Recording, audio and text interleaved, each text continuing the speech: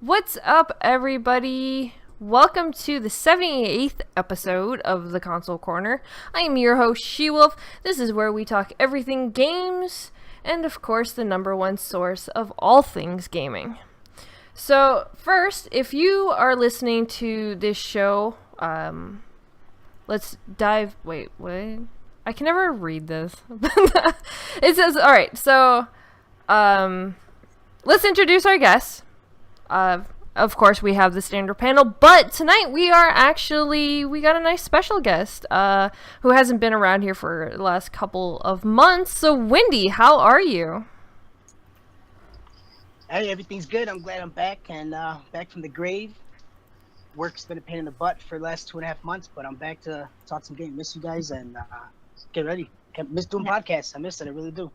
Definitely. Nice. We miss you. Thanks for joining us. Of course. No problem. And of course, we have our normal panel of host of the Console Corner. First up we have is Nukem. Well, that's the first time anybody's called me normal in a long time. Thank you so much for the compliment. Yes, good to be back. Console Corner, episode 78 now? My God, we are getting up there. Yes, it is good to be back. And let's roll the show.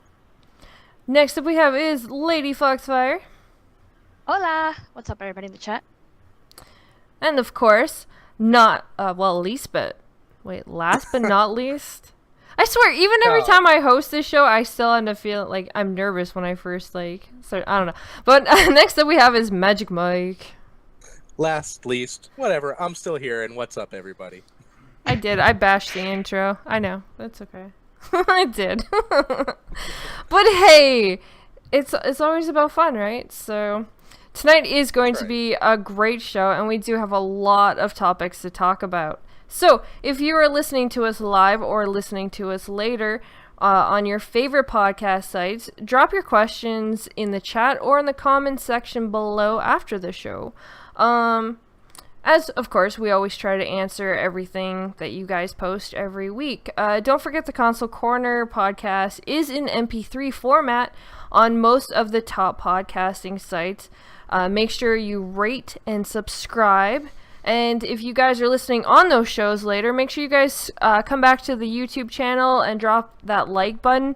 And, of course, subscribe to there as well, because that helps out the channel in a big way. So, all those MP3 sites will also be put in the description below, so you guys can check out any of those. I know we haven't, I have had DMs that we haven't done the last couple of episodes. We will get those up to date for all of you guys, so don't worry. I will be working on that this week for you guys, because GKB's been a little worried, my bad, has been a little busy with work, guys. Work. You know, you have to pay those bills.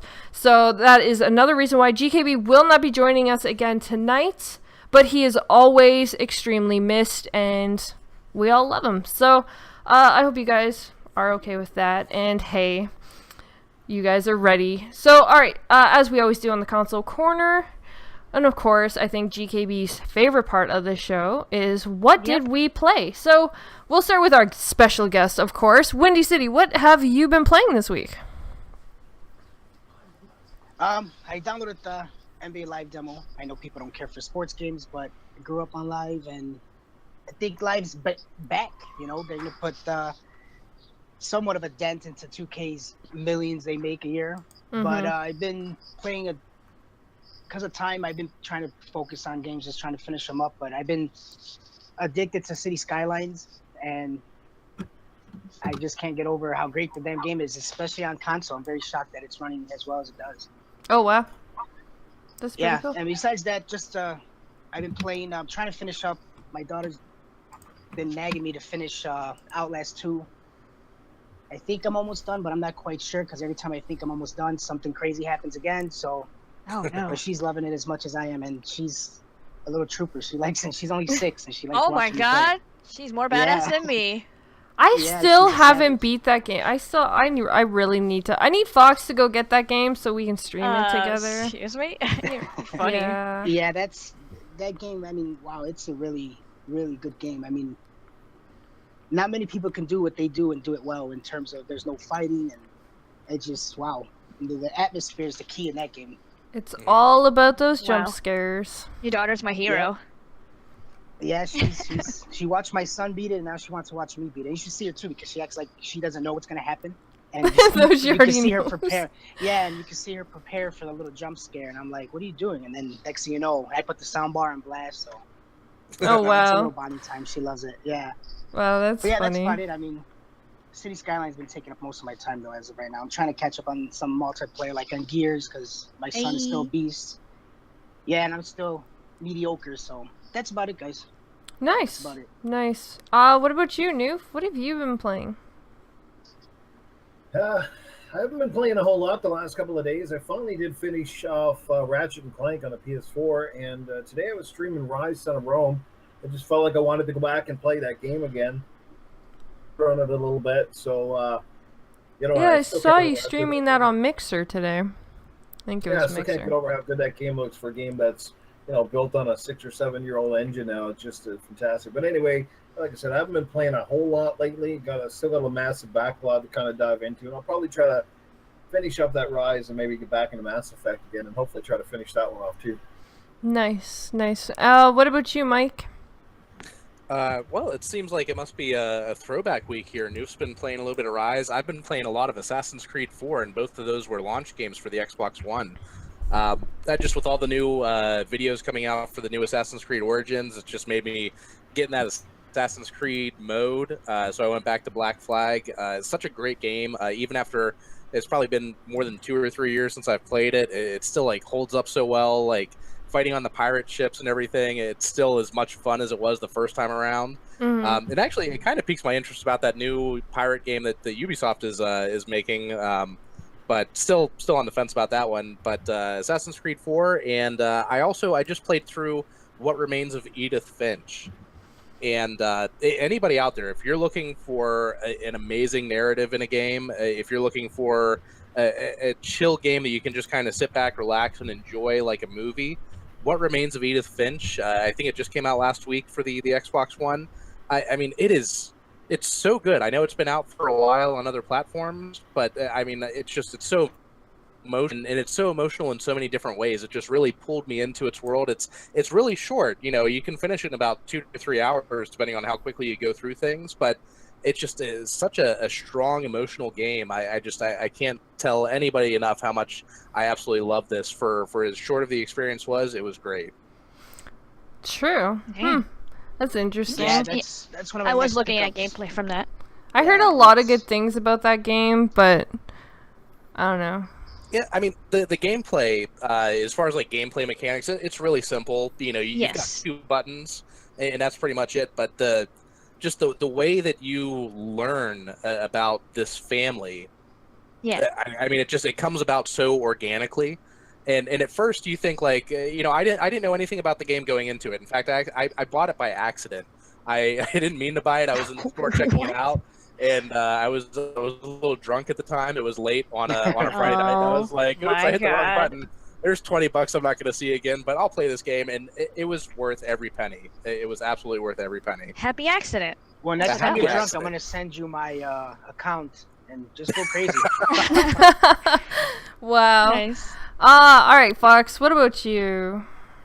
Well, today I got Sonic in the mail, the collector's edition, so I popped that in. It comes with a digital copy, so I was playing some Sonic Mania today. That was really fun, nostalgic as hell, and I love the statue and everything it came with, so unboxing video coming soon. But besides that, I played a little bit of Battlefield 1, Overwatch, and I finished Michonne from the Walking Dead series, the Telltale games. Finally.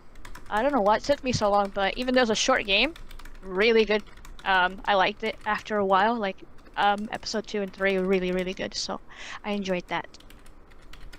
Nice, nice. And what about you, GKB? And No, there's thank- nothing there. I saw his logo come up, so I don't know. Maybe he's teasing us. I think he's just Yeah, teasing it us. was that was evil, bro. That was evil. My That is, heartstrings.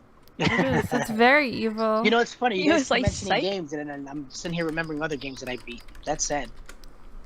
Well, I have been oh my god, I've been playing so much PUBG.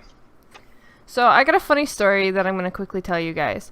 Alright, I have been streaming PUBG with a couple of like really good streamers on Mixer. And so Monday, I got hit, like, I was the only one left. And I was running. It was like down to like 13 people left. And I was still the only one by myself, okay? My whole team died. And they're all watching me. But I heard a car coming.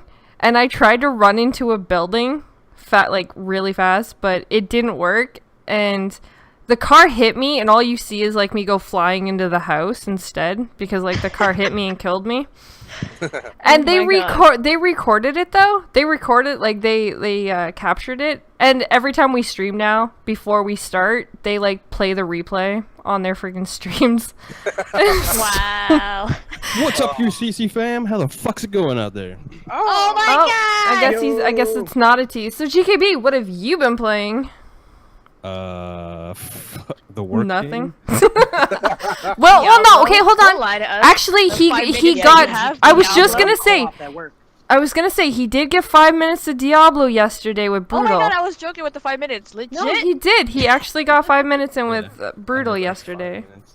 I played that Arrow game. I think is like the only thing I've been playing lately. That Oh was yeah, you super tried fucking it fun. back when. Oh okay, yeah, like last Yeah. Friday or something, right? Yeah. That's about it. I really haven't. Well, I just downloaded the Hellblade game on the PC. Was trying that out. That freaking game looks absolutely freaking amazing. It looks absurd. Bro, I missed you, bro. I miss you guys too, man. This work is Glad you could fucking killing me. Yeah, I bet. Sounds like it, man. Yeah, tell me Oh, about looks like everybody in the chat's excited to see the GKB What's up, back. everybody in the chat? How the fuck are you doing? GKB is here. Fucking tired as shit, but I'm here. I'm gonna. Oh do my it god, for I'm you happy guys. he's here, but he's scaring me at the same time. I know, he's like crazy. He's like crazy excited. But we lost Why do you Newf sound though. like you're in a fucking tunnel or something? What is going on? Who? You sound like you're in a tunnel. How do I sound like I'm in a tunnel? I don't know. Just She sounds a little far away, but yeah. Wow, wow. It's fine. Apparently, I thought. Do I sound weird, guys? Let me know if I sound weird. All right. Well, I have no idea where Newf is. So. You sound good though. So yeah. Oh, I know why. Hold on. I bet you this is gonna sound a lot better. Oh, there it is. I forgot to change my Oh settings in the my. Hangout to my snowball. So We're everything's set. professionals. Well, it's because everything is set up to my streaming, so Hangout's kind of been a little off. But yeah, so all right, let's get into the first topic. Hopefully, Newf comes back. We kind of lost him. Switch Visual Console might be getting Switch games. Oh, the virtual console? Yeah. So it says Nintendo players apparently has seen listings for the Nintendo Europe server Doshin, the Giant, and Sonic Adventures DX director's cuts. Yep. So basically, Yeah, but- there's like people just want like the virtual console like crazy to come out on the Switch and all that kind of stuff. So Right. some games have come out or leaked. This is all a rumor and conjecture. Everybody, yes, everybody, what's up in the chat? I know you guys are loving it. Thank you so much, guys. I love you too. I can't But say yeah. hi because I don't want you to get all mad at me because I'm like signed in as you for the chat, like on the actual YouTube. So I can't say hi because it's not my name. Yeah. I don't want mean, to confuse people. Like back to the Switch thing, like it's just like the one of the most requested thing. Like people just want to play those old school games and all that kind of stuff. Like, you know, we heard what was it, GameCube might be coming to the virtual console as well. Like I'm super stoked about that because I think like next to the NES and Super NES, like the GameCube is like one of my favorite Nintendo consoles of all times. Like they had all the remakes of the Resident Evils and just a bunch of really good games on there. I'm super stoked about it. I hope everybody else is too. But why a Switch Virtual Console though? This is my thing. Like It's their thing for backwards compatibility, right? The only shitty part about the whole thing is that you're probably gonna have to pay for them again. Right. I mean, that's just Yeah. Nintendo's thing. But I hope the Switch is the start of like, you know, the whole account thing. It's going to stay with you with your account. So going forward with any other consoles they want to bring to us and all that kind of stuff, you know, all that stuff's going to come with you. So Isn't it's this still the remains to same- be seen. Isn't this the same thing that they were talking about? How you're basically renting them because they're gonna switch them out, and you're gonna get a different game Yeah. afterwards. Yeah, like with the So NES I'm- ones and stuff. Yeah, I'm not too happy about that. So that does sound like I'd rather it be more like Games with Gold, where you keep them even after they switch the games out, and then you can play whenever you want.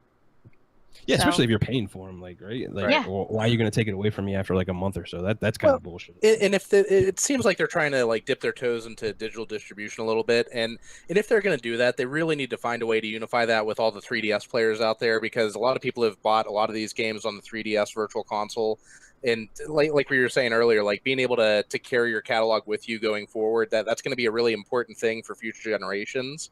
And Nintendo needs to get on that. What I think excites me about the Virtual Console coming to the Switch is not just having like GameCube games and SNES and NES games, but the Switch itself, with it being a portable tablet, it can open itself up to mobile type games as well. Absolutely. And I think those could be a huge moneymaker for Nintendo if they were to open it up for third-party developers to bring tablet games over to the Switch, or even like, short little motion-based games that they could be exclusive to Switch that are just like some sort of indie developer that puts out a $5 game. Like, I think that could do really well. And I think that's what they should focus on, because the Switch doesn't have a whole lot of onboard memory. And yeah, you can upgrade it with the expansion cards and whatnot, but I think that those type of mobile games can have a really, really healthy market there on the Switch. Totally Well, agree. I'm surprised that that's not even out yet, though. That's the thing. That I'm like, oh, now, people are saying stuff about it, and I'm like, it should have been there day one. They really needed that, but I agree, but I mean, think it all goes back to like the whole Switch is out before it should have really been out. I mean, look at the chat feature and that combobulated mess. I don't want to talk about that. Yeah, it just seems like they had to like release it for some weird, strange reason, and then just putting all this stuff in like after the fact kind of stuff. But I mean, it's Nintendo. Yeah, same thing with like the whole apps and stuff. They're adding all this stuff like after the fact, but at least it's happening. So you do have the choice. So you could play virtual games. The retro stuff, you could play newer stuff. So I do like that it is happening instead of you're not getting it at all. So I do like that. True. Yeah, not that the Switch is having trouble selling already. That No, Switch is selling it's good, gonna man. be it's gonna be even more of a want for people, especially people like me that I'm at work majority of the time. I don't have a Switch yet, but that's a little bit more of a reason why to have it. If I can, especially the GameCube catalog, that like GKB, so that was one of my favorite consoles. Yeah. Well, there's so many games that they have, and they keep them exclusive. Like, that's the biggest thing. Yeah. A lot of Nintendo games are exclusive to Nintendo. So if you buy this Switch, and like literally, like what they have, maybe a handful of games, you can count them on two hands. Like, and that's for the Switch. I'm only talking about the Switch at the moment, but like, to be able to access all of their older games, that will make, like, Wendy said, it makes it relevant to buy the Switch, because there was so many amazing games back then. And of course, back compat did work good with the Xbox. I think it's funny because, like, Wendy was talking about, like, you could bring in portable and stuff. I literally, to this day, I think I've taken it with us, like, twice, but I literally don't ever take it out of the dock. Like, even though that's like one of its major selling features, like, I don't take it out of the dock. It's literally just stuck to my TV. I think it would have been great though. Like Mike went camping. I think he would have taken that. I mean, if you would have charged it in the car and everything, I don't know. We had electricity at the campsite. I would have totally taken a Switch if I had one. See, that's pretty cool, especially if you got a bigger library with older games. And then the raccoons would have stolen it, and it would have been great. They'd have been jamming out to I Mario. took mine down to the mountains this past week, so it came in really handy. Played a little bit more of the Zelda game, and it was pretty cool. That's the whole cool thing about having a Switch, right? Take it anywhere, and the games actually look relatively decent for a change compared to its 3DS counterpart. Yeah, so the best way to enjoy the great outdoors is with a little bit of Breath of the Wild. Well, Yeah, but it it's seems not like even. Nintendo. Oh, I'm sorry. No, you go. It's fine. No, I was saying that it seems like with Nintendo, they're the only ones of the big three that can get away with being, playing games from the 80s and still do anything today, and do it again and do it again. People keep still buying it over and over and over again. Why I they'll think complain. that is because, first of all, the gaming audience has largely grown up, and if you look at statistics, the largest portion of the game population out there, a lot of the people that adopt new technology in particular happen to be in their mid-30s to early 40s, and a lot of us have just, we've kind of grown up on Nintendo, so like, there's that factor right out of the gate. But I think the other side is, like, keeps offering a different experience that the competitors often don't do. They go a little bit left when the other guys go right, and but they are the only company that seems to get away with like just bringing out their games and still seems to sell really well. Whereas I think a lot of people associate now Microsoft and Sony consoles with like Call of Duty and a lot of the third-party platform games, you know? Yeah. But here's a really good point, though, and I want to bring to the panel. Shady actually brought this up, and I thought it makes a lot of sense. You know, GameCube games aren't going to age well. Like, they're really going to be the older games. So we are so used to very graphically inclined games now. When we see the GameCube games, are we really going to be like, oh my god, we are going to go play these forever? And, like, don't get me wrong. This is awesome. No. It is amazing that they want to do this because there was so many great games. But I do agree. They're not going to be, like, the graphics are not going to be, like, par with what we play now. So, yeah. I mean, it's just like not a reason why I would go get it. Yeah, it's just like backwards compatibility, like on the Xbox. Like they're throwing like OG Xbox games on there right now. Me personally, I had a great time with the OG Xbox, but it's not like the defining feature for me to go back and play those games. They're going to look terrible, and the gameplay is just not going to live up to today's standard. Especially if you've been playing like the games in the last couple of years, you're just going to be like, "What the fuck is this shit? This is terrible." Well, and I think that's kind of the point there, because the GameCube and the OG Xbox, they're both part of that same generation. But what the GameCube has for it is it was the best hardware of that generation. The games on GameCube that were multiplats, they looked better on GameCube than they did on the PS2 or the OG Xbox. So if you're nostalgic for those type of games, not that there were a whole lot of third-party games on the GameCube, but the ones that were there, Resident Evil 4 is a great example. It came out first on GameCube and then eventually got ported over to PS2. I don't know if they made an OG Xbox version of that or not. But that game on the GameCube, even though the PS2 version came out maybe 6 months to a year later, it still ran and looked better on the GameCube by far. Yep. So if you're looking for that type of generation's worth of games, if they do GameCube backward compatibility, that is probably going to be the best that you're going to get. But I also understand the idea of them not holding up well, because really gaming paradigms and just gaming in general hasn't changed significantly since the PS2, GameCube, OG Xbox era. Graphics have gotten a lot better. Gameplay is a lot more fluid. But as far as the type of games that we played, we played the same types of games then that we're playing now. We haven't seen a huge change in gaming. Like what we saw from when it went from the SNES to the Nintendo 64, like there was a huge jump where you got like 3D worlds and everything. So those GameCube games, you're not going to get something super nostalgic out of it because the gameplay is not all that different. It's just going to be the kinds of games that we play now, but not looking as great and not running as great. Yeah, going like back to that too, like Mike, even still, like they're not going to look that great, but look at Nintendo games, like they're very colorful. It's not like they're pushing the graphic envelope in any such way, like Zelda and all that kind of stuff. Well, so like, even to today's standard, that would still look okay. Yeah, like Super Mario Sunshine on the GameCube. I mean that would hold up today. Yeah, absolutely. So especially on the handheld part of the Switch, because it's so compact compared to you playing it on your 55-inch TV at home. That's true. Yeah, that's a good point too. Because there's stuff that looks like great on my phone, but it's so small, whatever size the screen is. So it looks better than what it really would look like, on a big screen. Well, phones definitely work with pixel stuff, but interesting. And of course, we're just going to have to wait and see how it all turns out. But there is a game that is actually more graphically inclined and still has a shaky start. And of course, Cliff B says he's not worried. And of course, what game is this? It's Lawbreakers. So, Lawbreakers launched pretty quickly. You know who else was not worried? Fucking Titanfall guys. They put that shit sandwich right in between fucking two other things and see how well that did. I think you should be a little bit worried there, Cliffy.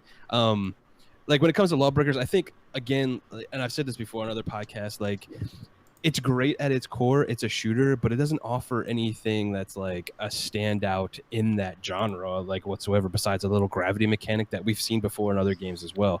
And if you've seen anything from like the day one launch of the PS4 and the PS4 Pro, like it was a stuttering mess. Like on that thing when people were changing classes and stuff, like it was terrible. Like you couldn't play a game like that. And to be able to release a game in that state, like you're doing Q&A, you knew this stuff was there. Like, why didn't you fix it? Like today's like in the whole like social media thing and everything with games, like you have to come out swinging on a release, especially if you're a new IP. Like you can't have like these kinds of problems because then it just mars you for the rest of the time. Is it fixed? Is it really fixed? Is it not fixed? You know, Yeah. it's just a weird thing. Yeah, see and then where on you're top of the way the game runs alone, I mean, from what I'm understanding, they're having lots of balance issues, which in those types of games, balance is everything. Yeah, that's stuff that should have been worked out before it launched. That should have I been mean, it worked was out in beta beta and and alpha for how long? Was it what? Right, about a year? right. Over a year. It But was now, on yeah, I mean- PC. As far as like GKB, what you were saying when it came to, you know, a game needs to hit and it needs to hit hard the day that it comes out and all that, I agree with you 99% of the time, but there have been instances of games that will pick up further in its life. Like look at Rainbow Six Siege. That game, Yeah, that's a perfect example. is much bigger than it was when the game launched, and it's because they continue to support the game. So if Cliffy B is not worried about the launch of Lawbreakers, you know, not being like a huge launch, what people might have hoped for a AAA game, maybe it's because he knows something that we don't, that they're planning on all kinds of support and they're just waiting for that player base to grow. Whether that's going to happen or not, I mean, that's anybody's guess. But you know, if he can come out with a version of it for the Xbox One X, that's only going to help him keep the game alive. Agree. I think like, and here's my point. Like not really a counterpoint, but kind of the rebuttal to like your thing too. Like this is another year where there's going to be some really big shooters. Like we got like Destiny, you know, Battlefront, the new Call of Duty, going back to the roots kind of stuff. And again, like you're going against up. Like, will it have legs in a couple of months when Destiny drops? I highly doubt it. I think we're gonna go be there. Like if this was a last year game, like totally I can see that. But you are right. Like if you know Cliffy and his team keep bringing out new characters and all that kind of stuff and support it, yeah, sure. I think it's gonna get like a really small niche, and with games like Overwatch and all that kind of stuff, just overshadow the crap out of it. You know what it kind of reminds me of is like, remember when I forgot I know it was EA when they made Medal of Honor using the Frostbite engine. So it's basically like Call of Duty, yet it felt like Battlefield. That was their counter to Call of Duty. If they're going into this as like a counter to Overwatch, because that's like the close comparison we can make, right? Between that genre of game. And these guys come out with a character and the internet blows up. So I don't know what he would have planned, but it's not looking good.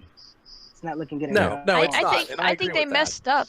I think they messed up by bringing it out on only on PC and PlayStation. Like PC, because Overwatch is so beloved there. And it already has their crew, their crowd, their audience. And then the fact that they went on PlayStation, it's like they don't really care for shooters most of the time. I mean, they do when it comes to main ones like Call of Duty. So nobody's talking about it on the PlayStation. I mean, people that I know, they were like, "What is that?" So that sucks, and they should have been smarter and done it on the Xbox, because they do have older fans that know about Cliffy B, Gears of War. So I would have been one of those people that would have been like, let me check this out. Let me see if I like this. Let me try the beta. Let me give them feedback. But they didn't give me the copy on the Xbox. Most of my friends who like playing shooters on that box. Well, I remember when the game was first announced as PC only, I was like, oh, come on, Cliffy B, you got a huge fan base on the Xbox. Exactly. I would like to play your new game before I knew anything about it, just because it's by you. Yep. Well, also, I remember all that talk about, oh, I got an announcement this Friday, da da da da da. Everyone was like, oh shit, what is it? And then when it was PC only, I know a lot of the Xbox fans were upset. Well, also speaking about shooters though, like when you're talking about the PlayStation, the only reason COD is so big there is because they had the marketing rights. So it ended up transferring like a lot of like big COD players to the PlayStation, which then brought their fan base to obviously the PlayStation. And for PC, like when you're talking about Overwatch, Blizzard is kind of more or less what they can actually stick their name behind, is like the Blizzard and Activision. So those names alone help feed Overwatch on the PC, but when they bring it to, only though, like, I find Lawbreakers is way too much like, we got Battleborn and we have Overwatch, which they're, like the fun, interesting characters that aren't your normal Call of Duty and Destiny and those kind of shooters. Kind of things. Yeah. I think I think what you brought up there is a good point too, because in some of the articles I read, about this, like they were throwing some statistics out as far as like player base, and like Lawbreakers had a lower player base than Battleborn, and Battleborn really hasn't. I mean, it still has like its niche player base and all that kind of stuff, but it never really took off like people thought it would either. No, and that's no, where I it see a lot of peaked. like where It peaked Lawbreakers at what, has been going. 12,000? Yeah. And I think what was it? Lawbreakers, it hit that low within the first week of it launching, which was really pathetic. Yeah, and then. Yeah, I don't know what else to say without being Caliber super and negative about it. somewhat of them being indie. We know who Cliffy is, but the average Joe don't. I think If it'll sell better here, whether it sells. Yeah, I think at the end of the day, like game. nobody was really talking about this game now, and the only reason they were talking about it on launch is because it was a shitty launch, exclusive, and nobody's really talking about it now. Yeah. So, I mean, that's kind of. I mean, when it was PC only, no one was really talking about it, No, but at least it had a little bit of hype behind it. But yeah, once it went to PS, Yeah, no, and like on other like Twitter feeds and social media and all that kind of stuff. I heard people like, Yeah. oh, in PC circles they're talking about it. I was like, I'm in a lot of those PC circles, and I could tell you one game they're not talking about, and that was Lawbreakers. They were talking about They're talking about- PUBG, Overwatch, and everything else. Yeah, I was like, exactly. right now, PUBG. yeah. If it's not PUBG, even But- hell, I don't know what Lawbreakers. Well, the sad part about all this is Lawbreakers is actually not that bad of a game. I tried the beta, True, I agree. and I actually enjoyed it for the most part. I don't know about the performance issues after. The beta actually ran relatively well when I did try it. What's also unfortunate is that, like the game got more hype from a lot of the shenanigans that happened through social media as opposed to like the game itself. And Right. you know what? This is not the first time, guys, that we've seen that Me Too type of shooter fail to find its audience, and maybe it's the launch timing. Although I don't find the launch date of this game to be too bad because it kind of comes in at a slow time of the year. But people are still very gravitated right now to Call of Duty games and Battlefield, which really still are and Halo, which really are, I guess, the three primary shooters. We saw this back in the 360 era when the World War II games first became popular with Call of Duty and so on and so forth. When they really took off, anyway, we saw like a lot of World War II shooters come out and try to copy that formula, looking for their own series of success, and nobody ever did deliver it. I mean, like Battlefield kind of got close for a little while, and after that, it was a massive drop off. Remember games like what was it, Brothers in Arms, which kind of had some success but waned away, and not to mention like a lot of other games, some I can barely even remember the names of right now. That tells you something. Yeah, Home. That came out and There's like they were popular for a week and then they were off the radar. You know what I mean? Right. So this is another thing where like people can only find so much time to play a video game, and again, it's another Me Too shooter, which is why Battleborn failed to really succeed. And a lot of people that are going to stick with Lawbreakers, in my opinion, are people that are going to play it because they know it's a small user base and they have a chance to basically be atop of leaderboards because there isn't friggin' 30,000 people on a server all the time.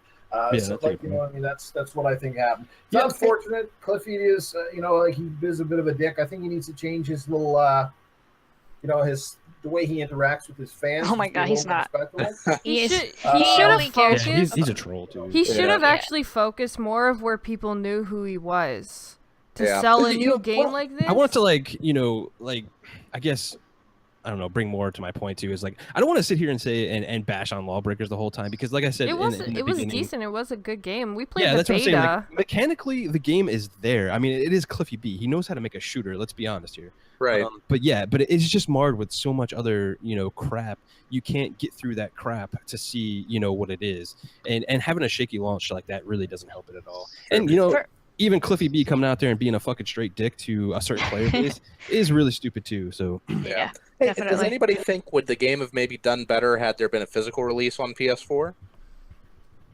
I mean, I I'm don't all know. digital, so for me, no. I wouldn't- Right. Yeah, for that me, I wouldn't- wouldn't. But I just have a feeling that digital hasn't caught on as much with the PS4 user base as it has with the PC and the Xbox user base. I could be completely wrong about that, but I hear a lot more Xbox gamers talking about buying digital games than I do from the PS4 side. And maybe had this had that physical release, maybe it It's would have because- picked up. Because the Xbox feels safer buying digital as opposed to PlayStation, who are worried True, about getting true. hacked and shit like that. So I'm But- guessing that might be why You know, that on second happened. thought, On second thought, though, like all those low numbers where they were comparing it to what was it, Paladins? That was from Steam. So having I a physical like release on PS4 Paladins. wouldn't have had any difference to go with that. So But another that's Overwatch game. that is another shooter that's kind of just fallen under the radar. Like, there's I the actually thing. like Paladins. The thing about Yeah, that it's pretty Paladins much close to and Overwatch Lawbreakers, when you hear about those games, they automatically are compared to Overwatch on top because Which they is- don't stand out on their own. And I think that's the sad part, that people talk more about Cliffy B than they do about the Yeah. actual game. But would He's it be always been that different way though? in But development though, like he's but the- always been like this arrogant pain in the ass. Yeah, in the I whole, remember. like gaming community. He's Like, the rock star of the gaming community, Yeah. basically. and I don't ever understand that either. It's like it's not you developing the game. It's not you alone. Yeah, you may have came up with the idea, but you have a shit ton of other people behind you that's fucking, putting in just True. as much True. work as you. So I like stop Gears being that because of asshole. Gears, and not because of him. Exactly. Not because of him. Exactly. Yeah, but But also though, Overwatch is always like on the top though because of the fact of who actually created Overwatch. Like Blizzard is a huge name. Yeah. So, like, people of just love course, the shit out of yeah, Blizzard. like, Anything they do is, like whatever. if it wasn't actually owned by Blizzard and Activision, do you think it actually would have progressed That's a good question. as Good good question. as it has, or would it be I don't know. compared like to all Interesting. these other ones, and would they just all be compared be to honest- COD to- and Destiny? To answer your question on that, SheWulf, like I think it would have got more backlash, like because of the whole $60 thing. It's only multiplayer and all this kind of stuff. It got a little bit of backlash, but I think a lot of people gave it a pass because it is Blizzard, kind of like how Nintendo does and stuff like that. So Right. I mean, hindsight being 2020, or the Monday morning quarterback kind of stuff. Yeah, maybe. I think it would have got some more backlash, but I think still at its core, it's a really good game, and I think it's easy for people to pick up and play. Hard to master, but easy to pick up and get in there.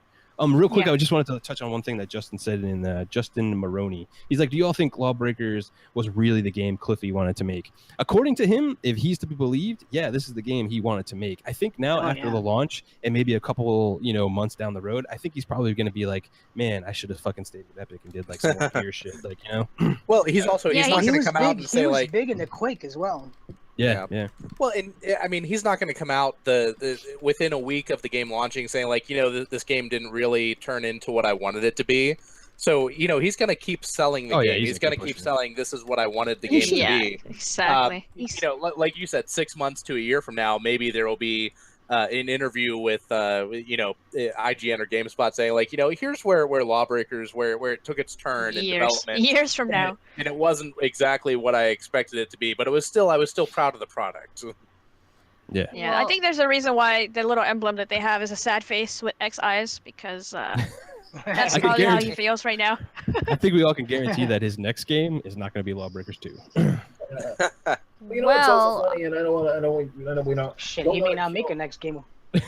I know we don't Yes, want that's to kill this topic to death, I'm sure, but the other funny thing is that remember Cliffy had a large part, a development part in Peoples Can Fly. What was that game? Bulletstorm. Yeah, and Bulletstorm, I think they were banking on the success of Gears and his name To sell really that game. sell that Yeah, game. exactly. And while it did come out and do relatively well, I mean, they even brought out a remastered edition. Like it quickly died a fast death because it didn't have the it had the multiplayer, but it was like the co-op. You're basically doing a horde mode the whole time. So like that just should have showed him in advance, kind of like a prerequisite that your name, and just because hey it's from the makers of Gears of War doesn't mean that every game that you touch is going to be the next big thing. You know what I mean? Yeah, I mean, back to your point too, Newf, the look at me shooter, kind of thing. Like, I mean, I think he was banking on the whole thing. Like, I was from Epic, I did Gears, I did all this kind of stuff. Come look at me, kind of thing. But I think he should have known like early on with like the community and all that kind of stuff. And like gamers, man, we don't give a shit. You got to show us and prove it to us. And this is a good point. Like, we're not just going to take you at face value. Like, you really got to like fucking bring it these days, or we're going to destroy you and just not buy your game. Like, I think that's going to be a reality check for him. Just curious, do you think, guys, and this goes out to everybody in the panel, do you think this game may have benefited and done better if this had been part of the game preview or something? Yeah, absolutely. I think if it would have went, early access, preview, all that kind of stuff, yeah, I think it would have helped it out a lot. Get the community definitely would've involved. helped Definitely would have helped with the balancing issues they're Absolutely. experiencing. alrighty. Well, I think we've talked enough about Lawbreakers, and I think maybe we'll talk about a multiplayer shooter game that everybody does know a lot about. And of course, that's Do we? Call of Duty WW2. World War II, people, has a private multiplayer beta coming up. Yeah. Are you guys excited for this beta, or are you guys even going to try to get into it? Of course, you do have to pre-order. This game will be releasing on PC, PlayStation 4, and Xbox One November 3rd. But you do... Who is not excited about this? Like, we're going back to boots on the ground. Like, just thinking about that concept right now has got my pants, like, super tight right now. Like, Oh my god. I am just so I did ready not for miss this. that. TKB, go back to work. No, I'm kidding. I don't think I still SheWulf want likes AW boots on the too. ground, but it's No, okay. she hates boots on the ground. You know what's funny, though? I may hate boots on the ground, but nobody here can say that I suck at the game, because I sit there and play those old CODs with you guys, and half the time I'm on the top of the leaderboard. So Pat your bet. On the Ooh, back. she got them skills. I Sad. do. Like, Really I'm good. actually pretty good at boots on the ground games, but I just don't like them. That's fair. I think why you're good at it is because in the party chat you're fucking dissing it the whole time and just complaining about it. So we're all just like, "Fuck, I don't want to play this anymore." Wow, wow, Yeah. yeah. Let's be. Wow, really? Yes. Cold-blooded. Or maybe I'm just actually really good at TKB's it. back, and- motherfuckers. Enjoy. Yeah, So- you're like. While I'm super excited Yeah. about this Call of Duty World War II going back to World War II, I've mentioned this before.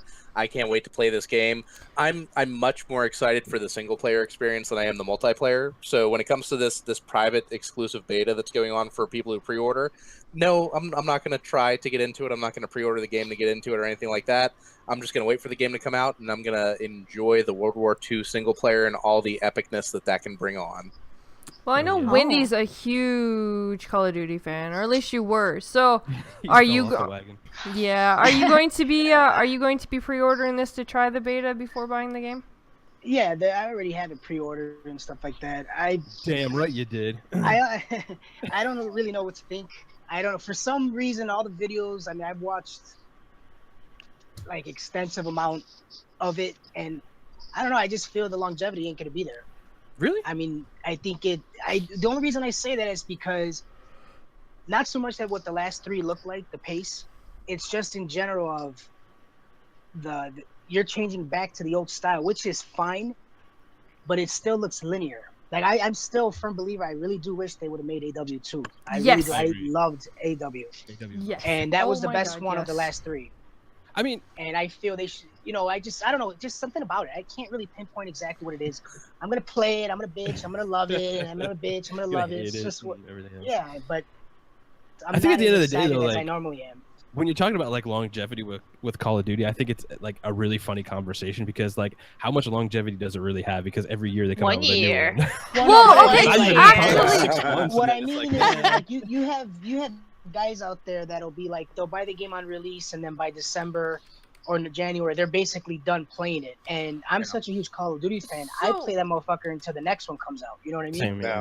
Okay, I'll so be that I guy actually that's done want playing it in to. January. I want to throw Besides this the out. last one, Okay, hold on. I actually want to throw this out. Speaking about CODs and stuff and the longevity of them, now we just had obviously Call of Duty Infinite Warfare release. Now, as a streamer on Mixer, I actually don't ever see anyone playing that game. It's always Black Ops 3. yeah. Damn. So And I don't know how it because is. I still think this one's better than Infinite or than Black Ops 3. I agree. But that's me because I can't agree. stand Black Ops 3. I couldn't either. I can't stand it either. Hey, does anybody know is this new Call of Duty the World War II one? Is it using the same engine that's been used in every Yep. Call of Duty game for the past like 10 The years? same Sure engine. is. Yep. Are they Same ever gonna engine. get a Same new engine. engine? I mean, Dude, they're Same damn. assets. I They're would gonna love- update that thing and just drive it to Yeah. the ground as long Take as the But you gotta Destiny remember, engine or it's- something. I mean, they have damn that- The Activision. same thing's 60 going to happen frames, with man. Destiny. That's the Destiny key. will continue to use the same engine too because it's Activision, and you know what? Yep. If it ain't broke, don't fix it, and they're making Yep. tons of money. So I don't think It's there's all any profit. pressure for them to overhaul it. You know what I mean? Yeah, I mean, if you look All at like the you do is development polish it. cost, yeah, if you look at the development cost of just like building a new engine and all this stuff and everything that has to go into that, like they're like, fuck this, like it's working, it's fine, like people love it, they're buying the shit out of it every year. Just keep Hell, going. I don't I just want want it for them the to zombies. develop a new engine, like license one for shit's sake. I mean, come on. Yeah, like Unreal or something, like absolutely. Like I want it for No, the I agree. zombies. I want hell, Nazi Unity's probably zombies. better than that shit. Nazi I agree. I just zombies. think Yeah. that 60 frames is the key. And Yeah. they know they can get it, you know, and they may not be able to get it with us. But like I said, Activision, man, greedy bastards. Well, okay, so they also say that a new social area called Headquarters will be introduced. A create a class yes, it says create a class feature division is included. There's also the new narrative-driven mode War. So if y'all played like the Destiny 2 beta and you went to Farmville there or whatever the fuck it's called, like hold on a second. Trash. That was trash. Hey, SheWulf, Farmville. you said that that HQ part is gonna be in the beta. So okay, they showed a little bit of it off. Like yeah, in I'm some not. Of the I would stuff. assume they may, if they do it like Destiny 2, how Destiny kind of did it for the last day just to introduce it. They may do it, but a lot of the articles just kind of because they also talk about the Nazi zombie co-op mode, which we all know. You're not going to get to play that in a beta. Awesome. Like, come on, That you're shit not would be going awesome. to be able. Yeah, That's but the you're best not. part. Yeah, but That's you're not right. going to be able to play that in the beta, though. Like, they're not Oh, going to no, give they're that not to gonna you. let you So Is that a lot even of gonna be these available on articles. launch day, or is that coming out later? That's what I want to know, Mike, because It should be. I don't see why not. with, like, some of the other CODs where it's like, oh, you got to buy the first DLC. Well, to the get that last shit. one though, Right, Infinite right. Warfare. Infinite Warfare came out with their zombie mode right at the Yeah, start. but AW so. was not. That was like the No, first DLC. AW didn't, but maybe they learned that was a dumb Well, move. this is slim. Well, yeah, but this is the same team that did that though. Yeah, true Damn, that. for real. They better And not be DLC. I'm gonna be mad. AW's zombies too is brutal. Yeah, it was brutal. But okay, so my question to everyone though is, do you think this new social area is actually more to kind of pull people in to be able to find groups easier to actually interact? Like, do you think they'll actually have the Who plays Call ability of Duty to in talk? groups? What? Like, I don't think they need a social area for the multiplayer, but they should have one for the zombies because that's a co-op game. Yes. You want to find gamers that you get along with that are going to communicate with you and stuff like that. True. yeah, like true. Call of Duty, like multiplayer, nobody gets on the mic. Nobody, unless you're like. If a they fucking do, pro they're and just talking shit. Yeah, exactly. Exactly. Yeah, that's what I've been. Yeah, that's. I kind of missed that because that used to make COD much more funner back in the day too. Is just the That's people why it was beefing like with each other. they're doing like you a miss hearing social an 8-year-old area. cuss you out. Yeah, it's exactly. See, like, but I didn't that's know. But exactly see, but I what it's didn't gonna deal be with. though. I They're didn't gonna deal be. with that often gonna- though. Go ahead, what are you saying?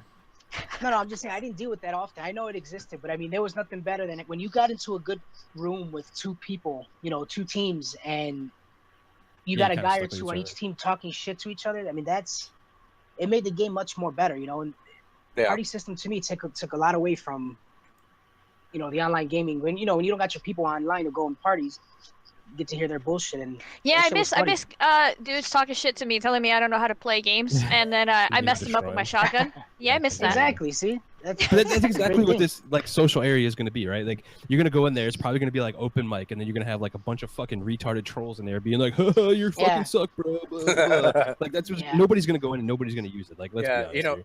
That this kind is of to community all- in Call of Duty it's not that good. To all Call of No, Duty it's gamers not. out there, Toxic. if your voice hasn't cracked yet, then you don't deserve to call me some of the words that you've called me in the past. Just Yeah. stop it. And so okay, and also, what about this new mode, War? Are you guys excited That sounds for this pretty new interesting. mode, or Yeah. What is it? I that's wonder. the thing. They don't really go like. That's where I'm kind of curious if this is going to be something like if they're gonna I heard rip it off was- Halo and like their like big team battle things. Yeah. that they Warzone? do. I Yeah, heard it- Warzone. Is it gonna be like Warzone? I heard it was more like the Battlefield 1, like the big team battle kind of weird thing. I don't know. Warzone from I don't know Halo? much about it. But... yeah, I mean, any new game mode and stuff, like it depends on the community. Like if it's gonna take off, do well, and do all that kind of stuff. Like you have to get in there. We have to play it. We have to see like, do you need like a big cool squad to do this kind of stuff? Do you not? Like I don't know. There's a lot of questions to be answered on this one. Like before I could say if it's gonna do well or not. But I'm So- always cool with like that's the one thing about like Call of Duty, right? You pay $60 for these games every year, but they give you a shit ton of content and they try and put in some fresh stuff. It may be cool, it may Yeah. not be, but at least you're getting your money's worth with these kind You're of games. definitely getting money. You know, I think War. I may be totally wrong. Isn't it someone like Conquest and Battlefield where Yeah, you yeah. spawn, you push an objective, you take it over, and then you just keep expanding until the end, and then Yeah, Yeah, that's pretty more like much. Rush. But yeah, Oh, I'm sorry. I'm sorry. No, it's all Just good. kind of big. I'm sorry. Rush, you move up and you make the map bigger. In Conquest, Yeah, and the I whole think- map is already huge, and you have vehicles Yeah, yeah, you and got the flags and all that. Yeah. The Yeah, my biggest, mistake. the biggest thing I ever seen on COD was like what Big Team Battle or whatever it was called. No, that's Halo. Yeah. it's cool. Ground War or something like that. I think it was. Yeah, Ground War. Yeah, because it would be 8-on-8. Yeah, it was a lot of people. I remember that. I played that a little bit, but I am actually looking forward to playing this. I will be pre-ordering it. I don't know. What? Do they automatically give you the beta? Like, do you get that If in you your receipt, pre-order, or you have yes. to- If there should be a code on your receipt which allows you to. It's I'm kind of like the interested. Advanced Warfare one. I believe that's what I heard in the interview with the developers from Sledgehammer. I might be picking this up and I might be trying it. What I normally do so is I do I have a pre-order question game though, on guys. Amazon. I do have a question though. So the season pass you're able to also pre-order for $50. Same every year. I know, but is it worth? Like, do you guys find this is worth it to like I think it. to pick it up when we always go into this not ever knowing what is going Again, to like be in Call of it. Duty, like for your $50, you're gonna get a shit ton of content. You're gonna get a bunch of maps, new skins, Yeah, all kinds of zombies. cool stuff like that. But at the same time, I hate it on the simple fact that you just segregate your player base. Like the things with like Halo and all these other guys, what they're doing with like giving you all the maps and all that kind of stuff. That's how it should be. Like you shouldn't segregate your player base. Well, but I mean, to be honest though, for the gamers out there that they buy like maybe 3 or 4 games a year, and COD is one of those games that they buy every year, then yeah, the $50 is totally worth it because you're going to be playing that game all year round. Yeah. For someone like me, who, as Wendy pointed out earlier, there are COD gamers who buy the game and they're done with it by January. That's who I am. I'll be done with that game by January. So no, I'm not going to spend the $50 on the season pass. I'll probably be done with the game before the first DLC pack comes out. We'll So probably it end all up depends buying. kind of. I was gonna say we'll buy it just because of the Nazi zombies. Like we haven't bought Right. the other DLCs for the other CODs because they just haven't really been all that intriguing. But Nazi zombies, like No, I could am totally see really that. interested in the Zombies, aren't zombies. they mode. starting shit in the States right now? all right. So Oh, jeez. before we jump into Mike's segment, I want to just quickly go down the line and yes or no, are you pre-ordering? We already know Wendy is, so I guess that's already a yes. Newf, are you pre-ordering and going in the beta for Call of Duty? It's a maybe. I haven't done it yet. I'm debating it. I don't really care about the beta, to be honest with you. Like, if I play it, great. If I don't, whatever. It is what it is. And I just wanted to add one point, though, to the whole conversation. The one thing that drives me just as much nuts about all the map packs and shit that all these other games tend to do these days is how, like, when you finally do go invest in the map packs, you end up getting put in the lobbies with people that constantly keep picking the Doing old the old maps maps, anyway. yeah. And you're like, man, if I wanted to play these old maps, like, you know what I mean? Like, oh, I hate that stuff. But anyway, I don't want to get off topic. What was cool about Advanced Warfare, though, and I remember them doing it, I don't know if other CODs done it, but they had an actual playlist just for the new maps and stuff. Yeah. So hopefully they continue on that from Yeah, that'd be nice. Sledgehammer. I was gonna say Battlefield does that, Yeah. so you can play all the new stuff. Yeah, that's one of the Um, main reasons why I stopped playing COD 4 because everyone kept picking shipments. I Same, was yeah. like, fuck this shit. Oh, shit, man. Oh, my God. To answer SheWulf's question, though, I think yes. I think I'm interested, especially because you're going back to boots on the ground, and why Well, not try I the was trying beta to and do see? a cool going down the line thing, but everybody ruined it.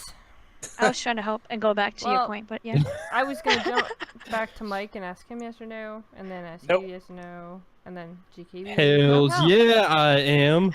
Duh. Everybody already Well, you like ruined 4 it. copies of that So, shit. anyways, we are going to jump into Mike's segment.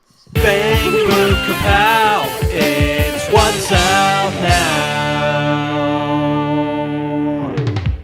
Are those really the lyrics? Don't question my genius.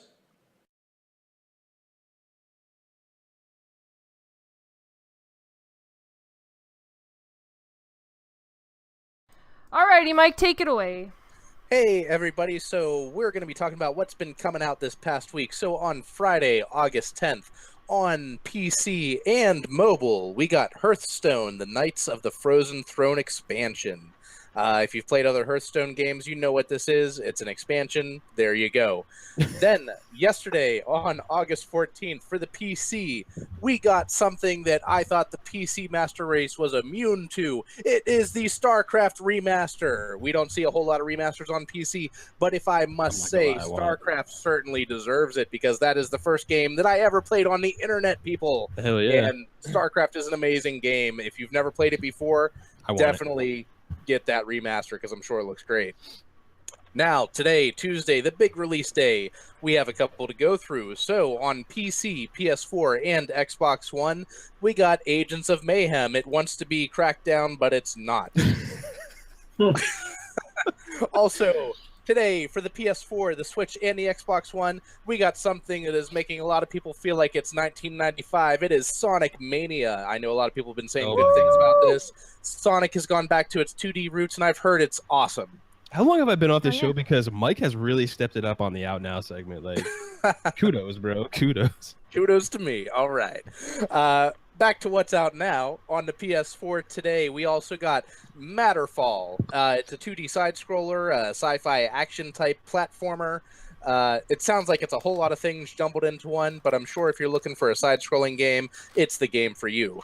Also, today on the PS4, something that Wendy had been mentioning earlier, Cities Skyline finally gets its release on PS4. If you're looking for that SimCity-type atmosphere on the PS4, Cities Skylines is definitely the place to be.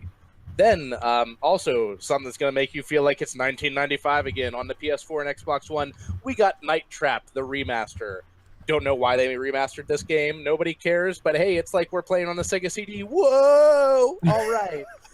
So, a lot of FMV awesomeness in there if you're interested. And the sequel that nobody asked for, but some people might want, on the PC and PS4, we got Nidhogg 2. I apologize. I didn't get a chance to look up what Nidhogg was, so I don't know what the sequel is either, people. Sounds something about a hog. I don't even know if it has a hog in it. Some little sword fighting game where these little characters go back and forth their swords, and it's really weird. Oh, okay. I remember seeing that in a lot of commercials. It looked pretty cool. I wouldn't have guessed that from the name at all. No, not at all. Also this week on What's Out Now, we got a couple of additions to the Xbox One backwards compatibility program. We got Scream Ride, which I didn't even know they made an Xbox 360 version of that. There's a version of it on the Xbox One. Why would you want your 360 version? I don't know. But if you've upgraded since buying the version on 360, now you can play it without buying it again. And also one that I'm very excited for, Metal Gear Rising: Revengeance. I missed this on the 360. I think I was busy saving up for the Xbox One and not buying a whole lot of games when this came out. So if you're a huge Metal Gear Solid fan, Metal Gear Rising: Revengeance. Basically, you're Raiden. It was made by Platinum Games. It's an awesome 3D epic action adventure game with huge cinematic set pieces and everything like that. And I might be picking this up. So when we're talking about what we've been playing next week, this might be one of the games I've been playing. Nice. And that's everything that we have that's out now. That's quite the list. Nice. It is. Yeah, we're starting to come out of that summer slump. It's that list is going to be getting bigger and bigger as the next couple of weeks go on, I have a feeling. Yeah, it is. Yeah, it is. I can't wait till fall. Fall is going to be insane for you. Yeah. In fall, it's going to be like, I'm not even going to tell you what these games are. I'm just going to list them off. Here you go. The next big game is Destiny 2 in September. There's nothing in August? No. What, about 3 weeks away? Yeah. Nope, Madden's still coming out in August. We still got Madden to look forward to. Well, it's sports. I don't care about that game. Yeah, I hear you there. Can't wait for Cuphead. Oh, yeah, that comes out this... Yeah, wait. Is it coming out in August or September? September, I think. Yeah, okay. That's what I thought. Okay. But, so, into our next topic... Yeah, no. I'm eating a licorice because, well... I know. I have nothing else to do. You sound adorable, and I'm like, I can't stop Crack laughing. with Starburst, you a licorice, Jesus. It's licorice. It's watermelon licorice. Okay, anyways, so... We know a game that released last year... in the holiday season, speaking of fall games, Dead Rising 4 had released, and it was a game you either liked it or you hated it because it was Christmas themed. So really, when else are you really going to play it but Christmas? However, it was a total sleeper release too. Yeah, it was. But the interesting thing is there's already leaks of a new Dead Rising game. And what's kind of crazy about this is it's not being developed by Capcom Vancouver. So, what do you guys think of rumors of a new Dead Rising game already? I think it's Surprise. I'm shocked. Well, I was surprised about Dead Rising 4. So I mean, like, I'm not any less surprised to hear there's another one on the cusp after that one came out of nowhere. Like, when did Dead Rising 4 even get leaked or announced? Wasn't it like October, and we were already into the thick of the fall release schedule and everything? Pretty much, yeah. Yeah, it was weird. Yeah, from what I understand, this was being made even before 4 Before was that. even. Yeah.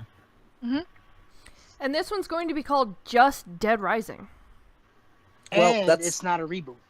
Right. Yeah. I think the code name right now is Dead Rising. They may give Well- it an official name at a later point in time, but yeah, for right now, it's just Dead Rising. Dead Rising, apparently, what was 25 it? years later. It began production about 2 years ago, late 2015.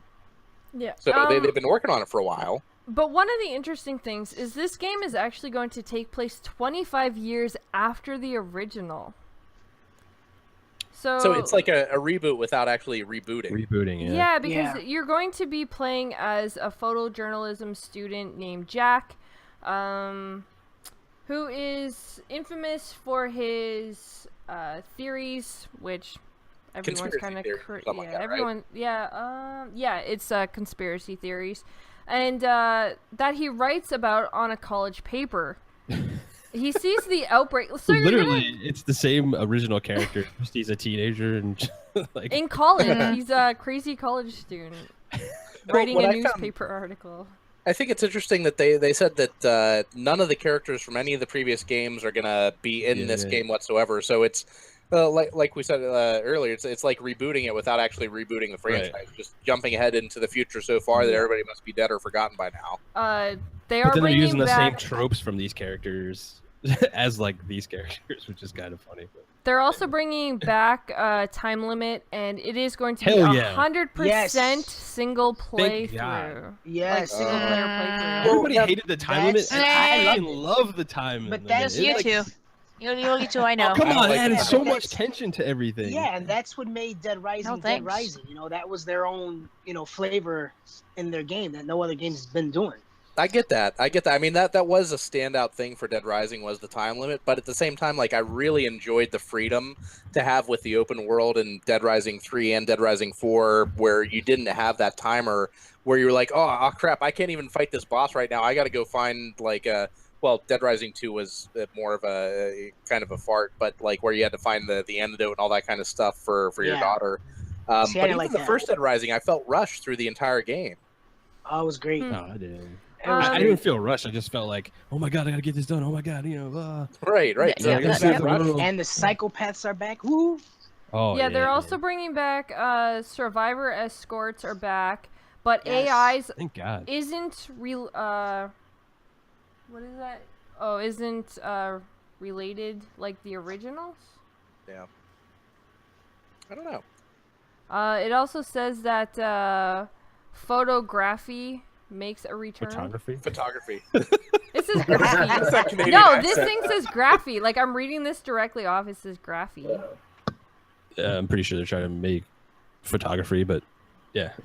Well, mean, whoever that- it was spelt it wrong because it says photography. Like it literally says photography. Was it? So- I read that the escort missions are back, but the AI isn't going to be retarded. So at least Yeah. there's that. Dude, yeah, I got the mean, achievement. I got the achievement in Dead Rising 1 where you had to do the 7 women, and that was I had to try that like at least 15 different times before Oh, I yeah, got dude. it. It was crazy. because like he would lose one, or they would just like run into like this group of Yeah. like, I'm like, where are you going? I'm going over here. Why are you going over there? Yeah, then if you clear give 'em a path weapon- and you run into the horde of zombies. Like, come on. Yeah, and then if you give them a weapon, they go to fight instead of Yeah, just using it as defense. So you would never give him a weapon. Yeah. It also Ah, says psychos good are times. back, very similar to the first game. Yeah, Yeah. like Yes. they're just saying like, yeah, this isn't a reboot, but really it is a They're reboot. bringing a lot of things back from the original games, but you're gonna I be a hope- crazy teenager.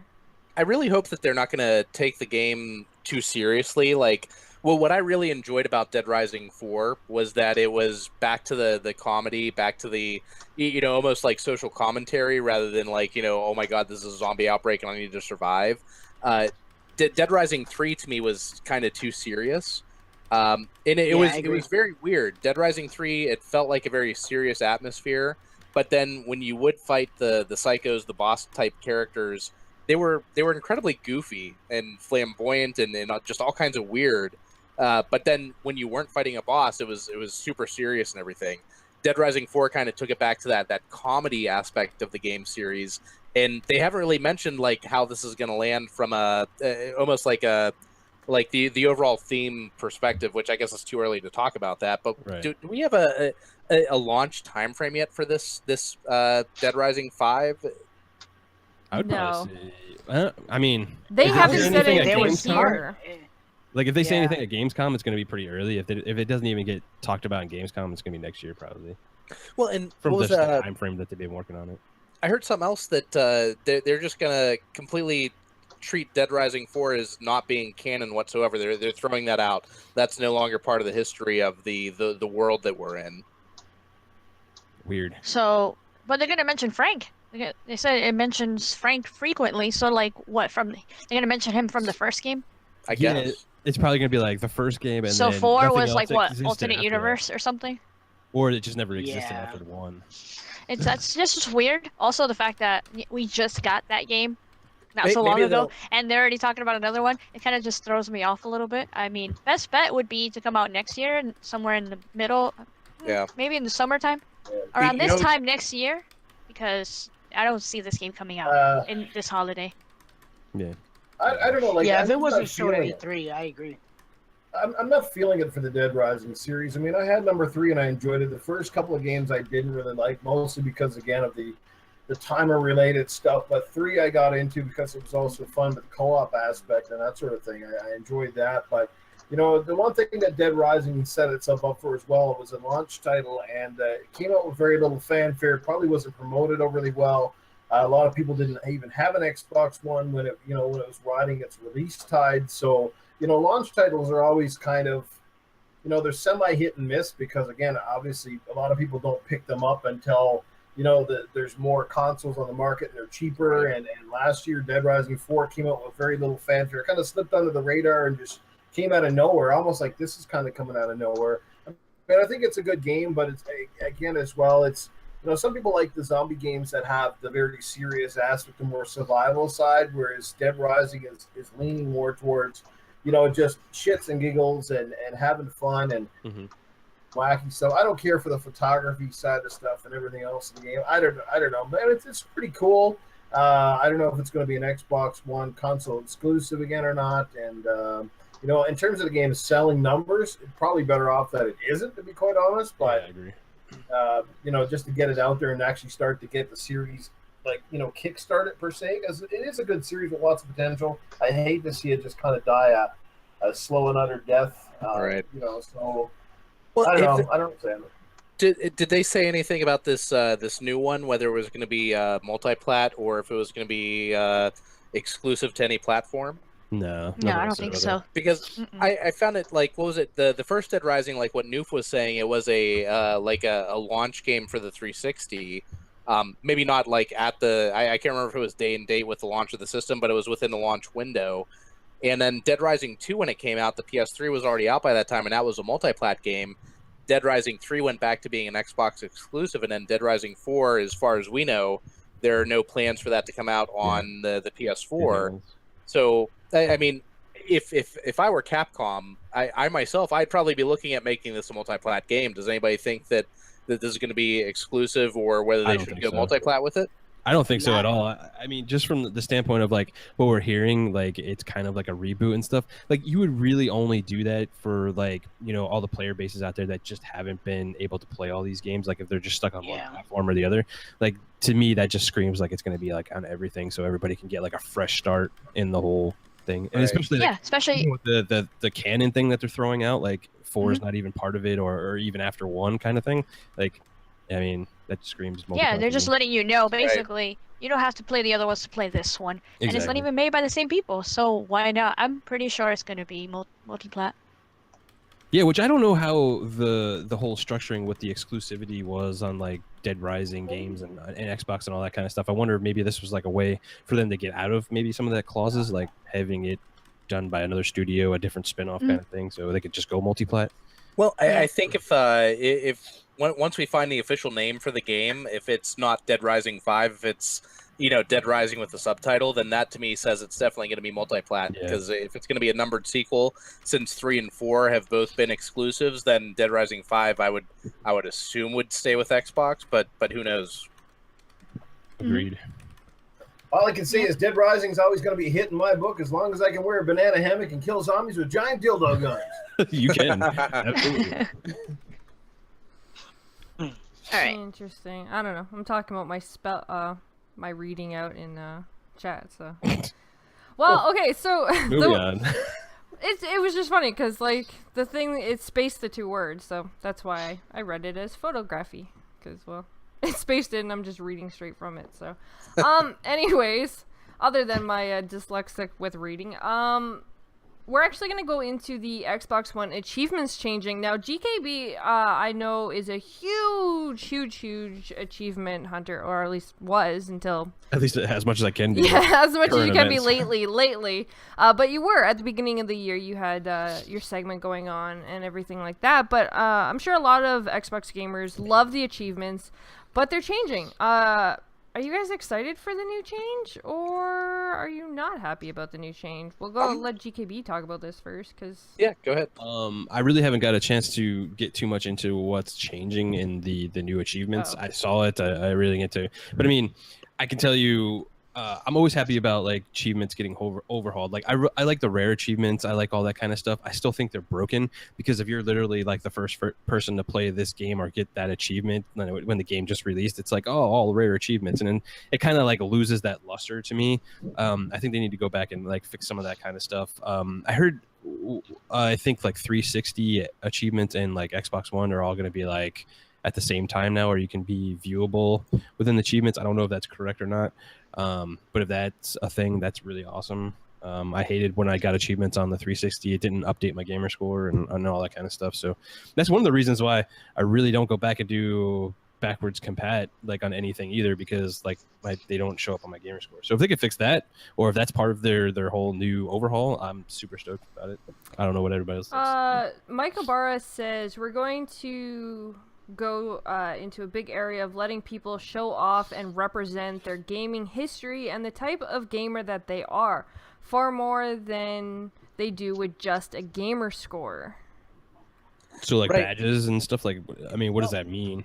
I took it as they're looking at the types of gamers that play Halo 5 year round, and they may only have a total gamer score of maybe like 3,000 or 4,000 gamer points. But it's only because they focus on Halo 5, so are they going to add weight to some of the rare achievements for games that have been out for a while? Like what GKB was saying, if you play a game the first day the game comes out, you may be getting rare achievements left and right.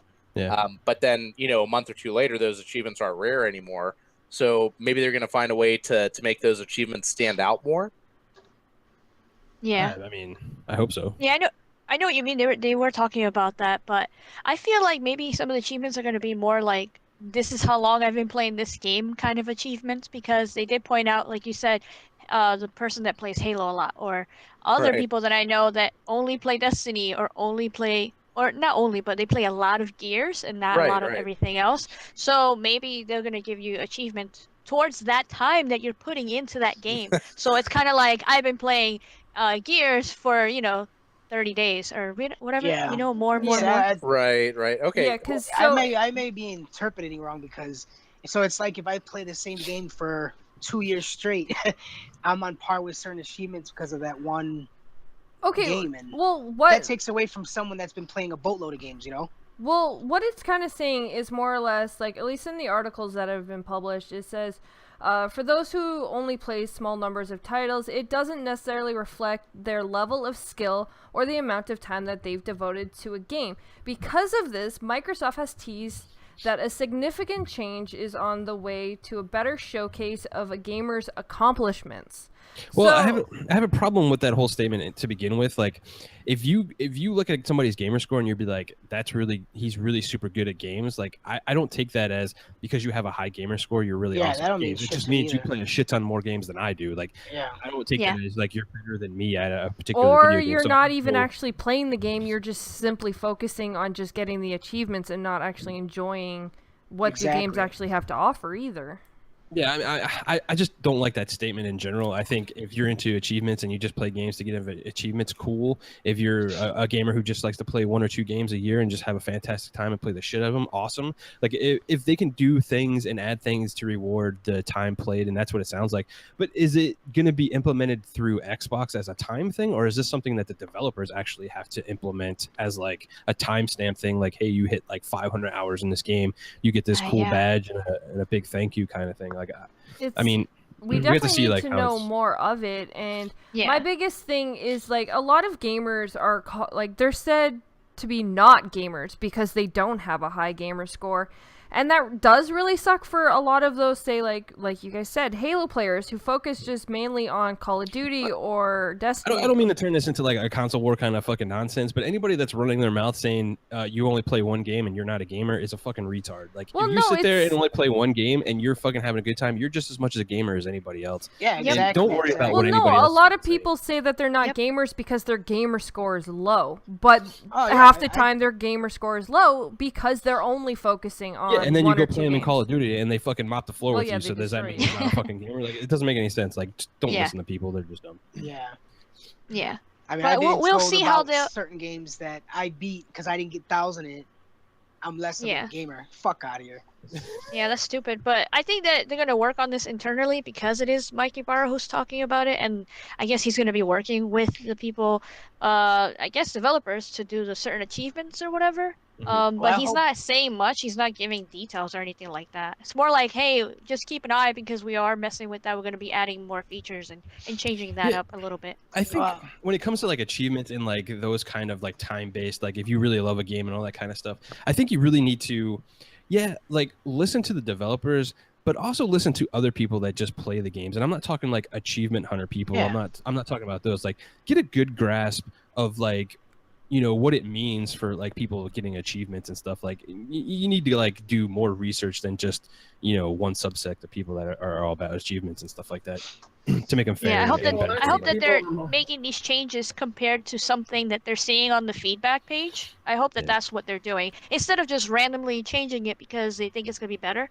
I hope that they're actually getting this from something that they have, stats regarding. See, this is where I kind of get a little confused, though, because Michael Barra did offer very few details. However, he did assure that it wouldn't replace the current gamer score system. So, but it would complement it. So, I guess, Yeah, so like, it's just adding features. yeah, they're adding Yeah. features to it where I guess could technically be through the Xbox itself, like Microsoft itself, instead of the games themselves, because those Yeah. those already keep record of who's ranked the highest on certain things, or like we already see all that when you click Yeah, on a I- game. You can compare those kind of things, like I think time at the end of the played day, and- like more options, more things is always fantastic. I think like we need to see, and this is kind of like my beef with Microsoft. Like they come out and just say like these random things without like putting enough backing behind it, or like thoughtfully like putting out a message so we understand what's going on. Like this whole statement can just mean so many different things to so many Yeah. different people. Well, like, it's I mean, so vague. And, And right now we're discussing what do they mean instead of discussing what it's they're changing. yeah, and the So- positive like of that, right? Yeah, that's been my beef. with Yeah, them, well, I like, hope he postpones that and fixes what they currently did with the dashboard because that thing is garbage. I hate the new dude, I like it, dashboard. man. Like, Oh my God. every time I get on Yeah, here I and we hate talk it. about the new dashboard, I'm the only one that likes it, and everybody else fucking like it sucks. I like it, but I like it. can't say too much because I'm not in the insider thing I don't anymore. like it. But what I I've hate it. seen, I like. There's It like is- 3 extra steps just to get to your goddamn friends Yes, fucking list. I hate that. I really hate that. You have to like click Yeah. on one thing to pull up another menu to pull up another hope you get- menu. I hope everybody gives feedback, so by the time I get it, it's really nice. It's all I do like the one feature I do like. I just want the nice one. Thank you. The one thing that's gonna sound really cheesy is the one thing I do like about it is that like when you're going over something, it glows now. So like Yeah, I your like that color, too. it Yeah. like has a Oh, yeah, it glowing pops. feature. Yeah. Yeah. Yeah, It has a glowing seriously. feature. Yeah. So I I I did have have like an nice- issue with like the trigger scrolling down. Like I would be on like the store or whatever, and then I would hit the trigger to like scroll down to the bottom of the page, and it would just shoot me right back to the home page. I'm like, I don't think that's Yeah. supposed to happen. I think it's glitchy because of the whole alpha thing. Yeah, it's Yeah. a bug. Yeah, and I missed my beautiful Joe picture that I had as my background. You can't even see it no more. How? Wait, what? Yeah, you can. That is the No. one thing. Like you can. Well, no. Well, I guess Can't they see took. the It's blocked. No, they It's took blocked. half of it away. You can see like Yeah. the top half of it. So I think my that's the beautiful- biggest thing is they need to fix that to where you can see your background image like somehow, some way. Yeah. Well, why not? They need to bring back the still image where it literally just stays still and everything behind it is like just clear. Yeah. Hire SheWulf, please. That's funny. Before we get They off the need topic, to. you know, They need to. What they need to do is they have to take the dashboard and make it customizable, where you can actually put them to the size that you want. You can put what you want on your dashboard, what size you want the tiles. If you want to see your background, so you can make like it more transparent, or you can make it a solid color. They should have these options to actually customize the dashboard to your liking instead of just throwing random things SheWulf in just it. munching down. I on this. don't I know like why my they didn't liquors. just leave it the way it was. There was nothing wrong with the way it I like the old one. was. Yeah, so do I. that's my only You know, complaint. like is with the that at some 360. point- Good, Newf. No, At some point, my only complaint is at some point, I hope these guys find a dashboard that generally Yeah, I works know, dude. and stick with it. I don't want to see For one real. every Stick 6 with it. months.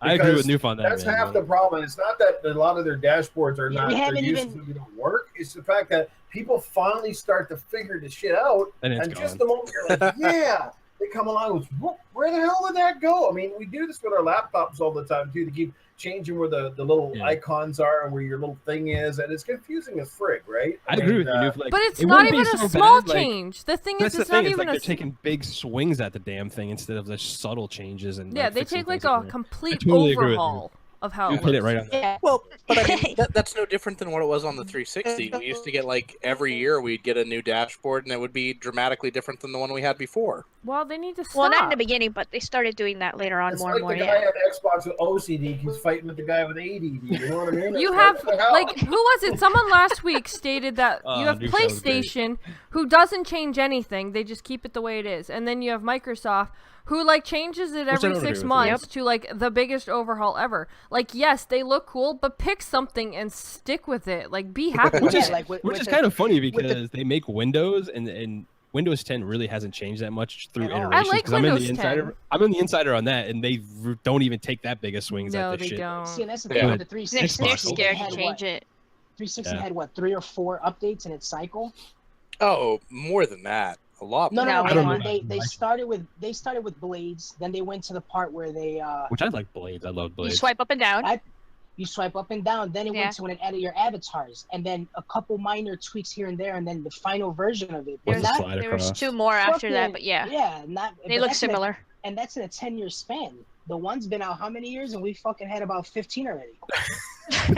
Exaggerating To face. be fair, though, the Xbox One original dashboard was fucking terrible, so I'm Yeah. I'm But happy I with like the Blades. last dashboard. The last one Yeah, they so do I. had was actually perfect. really good. I wish they just gave the customization where you could just put your tiles where you wanted on your dashboard. But I liked the sidebar. I liked how you went Yep. to the side and that came out. You could find what you wanted very easily instead of now it goes up to the top into this little tiny square. You have to click on like people. It's not even friends anymore. It's click on the people and then click on your friends and then click on their profile. Like I don't want all these Yeah. goddamn steps. I guess I'm looking forward to it. Well, obviously I don't have it, so I don't have to deal with all the bugs and stuff. But because I mess with my phone so much, so I customize my phone, my Android. I mess with the widgets. I always change the launcher, so I like when it changes. So for I me, love- I'm looking forward to it. I love customization. Like that's one of my biggest things. Like you should see my phone theme.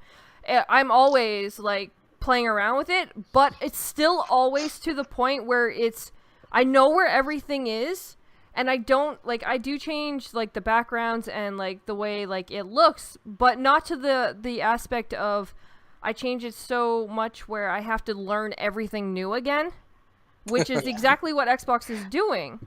Man, Like- I feel like Yeah. an old man. Like my phone, This the is why, background image has stayed the same for the past 4 years. What Like I've the heck? upgraded my Oh phone. my and I kept God. the same I don't really background change image mine that just much because I like it. And this Oh is my why God. iOS is a keeper, because it's been the same shit forever. Minor updates, but yet guess what? It works. Yeah, and you can Boring. choose. But you can choose. That's the thing. When it comes to a phone, you can choose to keep it the same or you can choose to make it different because there's Fox like all Studios. these I have 1 minute. I love how you guys can ramble on as long as you guys want, but We're talking I about say phones anything. now. Yeah, so still part of Microsoft. Microsoft has a phone. Hey, and phones are Do they? gaming A shitty hardware. phone. Is so it it's considered a legit. phone? Like, Anyways, into Foxy Deals. I hope you guys are ready. When you're short on funds, but you wanna have fun. Trying to find the price of things you just right. Hey man, that's a steal. Listen up, it's Foxy Deals.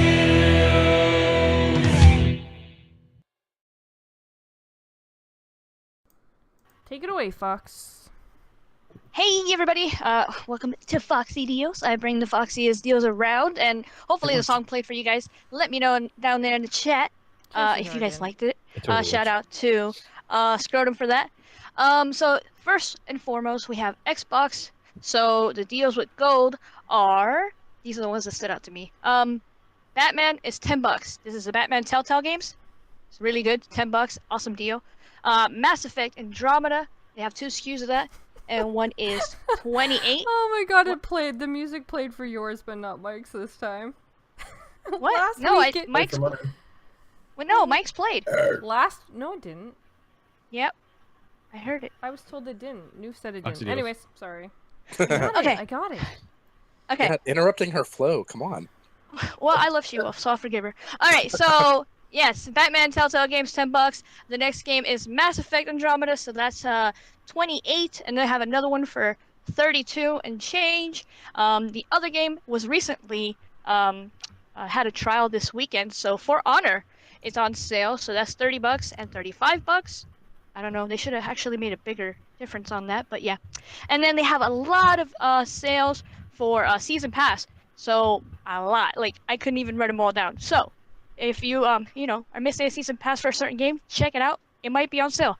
Also, don't forget to pick up your games with gold because they're changing tomorrow. Over on the PlayStation side, with PlayStation Plus, they have BioShock. The collection is 30. They have Titanfall 2, 20. They have DMC, which is Devil May Cry, the reboot or the young kid one, whatever. That's $12. And the other game they have is Saints Row and Metro. It's like a bundle for both of those. It's 16 and change. The rest of the deals I have for you guys, I found online. Here we have the Humble Bundle for 2K games on the PlayStation side. So if you're interested in that, you can pick that up. We have some sale on GameFly for their used games. A lot of AAA games on there, so check that out if you're interested and you don't mind picking up used games. And obviously they're physical. The next thing we have is for Xbox One S bundle, 500 gigabyte, and this one comes with Ghost Recon and Battlefield 1. Also comes with another extra control. That's 250 at eBay. And that also reminds me, again, they still have that deal on Amazon for the console that I mentioned last week, and that one has Halo, Forza, Recore, and also Ghost Recon. And that one is probably like $1 cheaper. So if you're interested in any of those bundles, pick them up. And then the last one I found for you guys is on Amazon, and it's Prey, and that's $30. And you guys have anything else you want to add? Newf usually jumps in. No, not at the moment. Oh my god, the one day I ask you. Okay, cool. That's fine. So yeah, those are the deals I have. Let me know on Twitter if you guys have any deals you want to share with me. I will be posting this later on tonight or tomorrow morning. Back to you, SheWulf. Let's see. What other crazy things do we have to talk about? We have, with the launch of Destiny 2 around the corner, we are getting a lot more info. I don't know. Do you guys want to talk about Destiny 2 today? Please, God, no. I'll take that as a no. You know me. I don't mind talking about Destiny with you. I don't mind. talking about this. I know, Like, yeah. No, we I can like talk Destiny 2. You just know it's not my forte. Alright, so Edge Magazine went to Bungie to have a tour and talked with about Destiny. Yeah, there's actually I'm scrolling down. I'm trying to scroll down and there's like literally nothing else that GKB had with this. Did you know that they actually got to play the game? They finished it and everything? They finished the whole campaign and everything. That It is was awesome. crazy. I'm Why like, would they what? let them beat the campaign? What if they what? leak it? What if they leak it? Did, I did know, they finish it in right? one day? I don't know. I don't. They didn't say how many hours. I think they're not allowed to, but they finished Yeah. the whole thing. And it was funny, like when they were talking about talking to Bungie about it, they were like, there was more content in the game than there was I heard progression. Like, so Yeah, I heard you about really you level up to your max, and there's still more shit to do. I mean, they since balanced that out now, so it's not Yeah, that way. But that's I totally expect that because then they're going to come out with DLC where you're going to get to up your light level by All another that 20 extra levels stuff. or something. yeah, all that extra Well, stuff. Yeah, that's- no, later. That's actually pretty interesting, but yeah, they said they fixed it, so it's better now. But yeah, the fact that there's a lot of content to the point where there's over 80 missions and activities to do. I'm like, Yep. damn, that's Yeah, pretty there's a lot cool. of stuff to do. Which it was really awesome because from the first game, I mean, vanilla like Destiny was just, oh my god, it was a slugfest. Like, you go through the campaign stuff really fast, and then it was just pretty much rinse and repeat to get your light Yeah, levels. and it all was that like kind of stuff. open world area, so you could just explore Yeah. and do public events, which basically became useless after a while. At first, they were actually really good Yeah. if you want to get shards or energy things, Then it was but like, oh, then let's go kill eventually the they tank took again. that away. Yeah. Hmm. Another thing they added was it like they have like over 50 cutscenes and stuff like that in the campaign. Yeah, That's pretty cool. That's gonna be I'm awesome. digging that. Well, yeah, as long as they're actually relevant, because we had cutscenes in the first one and they weren't very relevant to anything. Well, this one, No, looked this like, is I mean, way more. you played the homecoming mission, and they had a bunch of cutscenes and No, like no, with I'm the just characters saying, and all I'm kind of just stuff. saying. I thought it was awesome. I'm still Yeah. weary when it comes to, like, they hyped us up for the first one and said it was going to be I think when it amazing. We comes to saw the- cutscenes, Yeah, we but I played the think when it comes beta. to the campaign and the story and all that kind of stuff, they really know they fucked up, and they know everybody was bitching about it, and that was the biggest thing. I think you're gonna probably see them like put all their efforts into that, and maybe lack in a little other areas, maybe not, but I hope so. yeah, I exactly. feel like the campaign's gonna be the shit, and then the Crucible's gonna be straight up trash, in my opinion. I still haven't Just played the saying. multiplayer, so I'm not gonna like say it's trash or not. But I mean, the 4v4 is definitely like an esports kind of thing, so they're probably pushing more towards that. Right. Well, I kind of like the 4v4, to be honest with you. Like, I found this one just a little less chaotic. It was a little easier to figure out what's going on, and That makes I don't sense. know, just based on the beta, I didn't mind it too much. I felt It was for the slow. most part it played pretty well. I enjoyed it. I mean, I like the precision of Destiny. How well the Yeah, they have guns very handle gameplay. and different things like that, and hopefully, like I said, the balancing comes out pretty good. And it wasn't too bad. You get the right team. I enjoyed it. I'm excited for the game. I'm not gonna Same lie. here, I mean, I'm not freaking out over it, but like I think it's still going to be a lot of fun, and most importantly, I'm really excited to play it with my friends, which would be you guys and some other people in the community. And it's a great game that you can pick up. Like I said, play for 15 minutes at a time.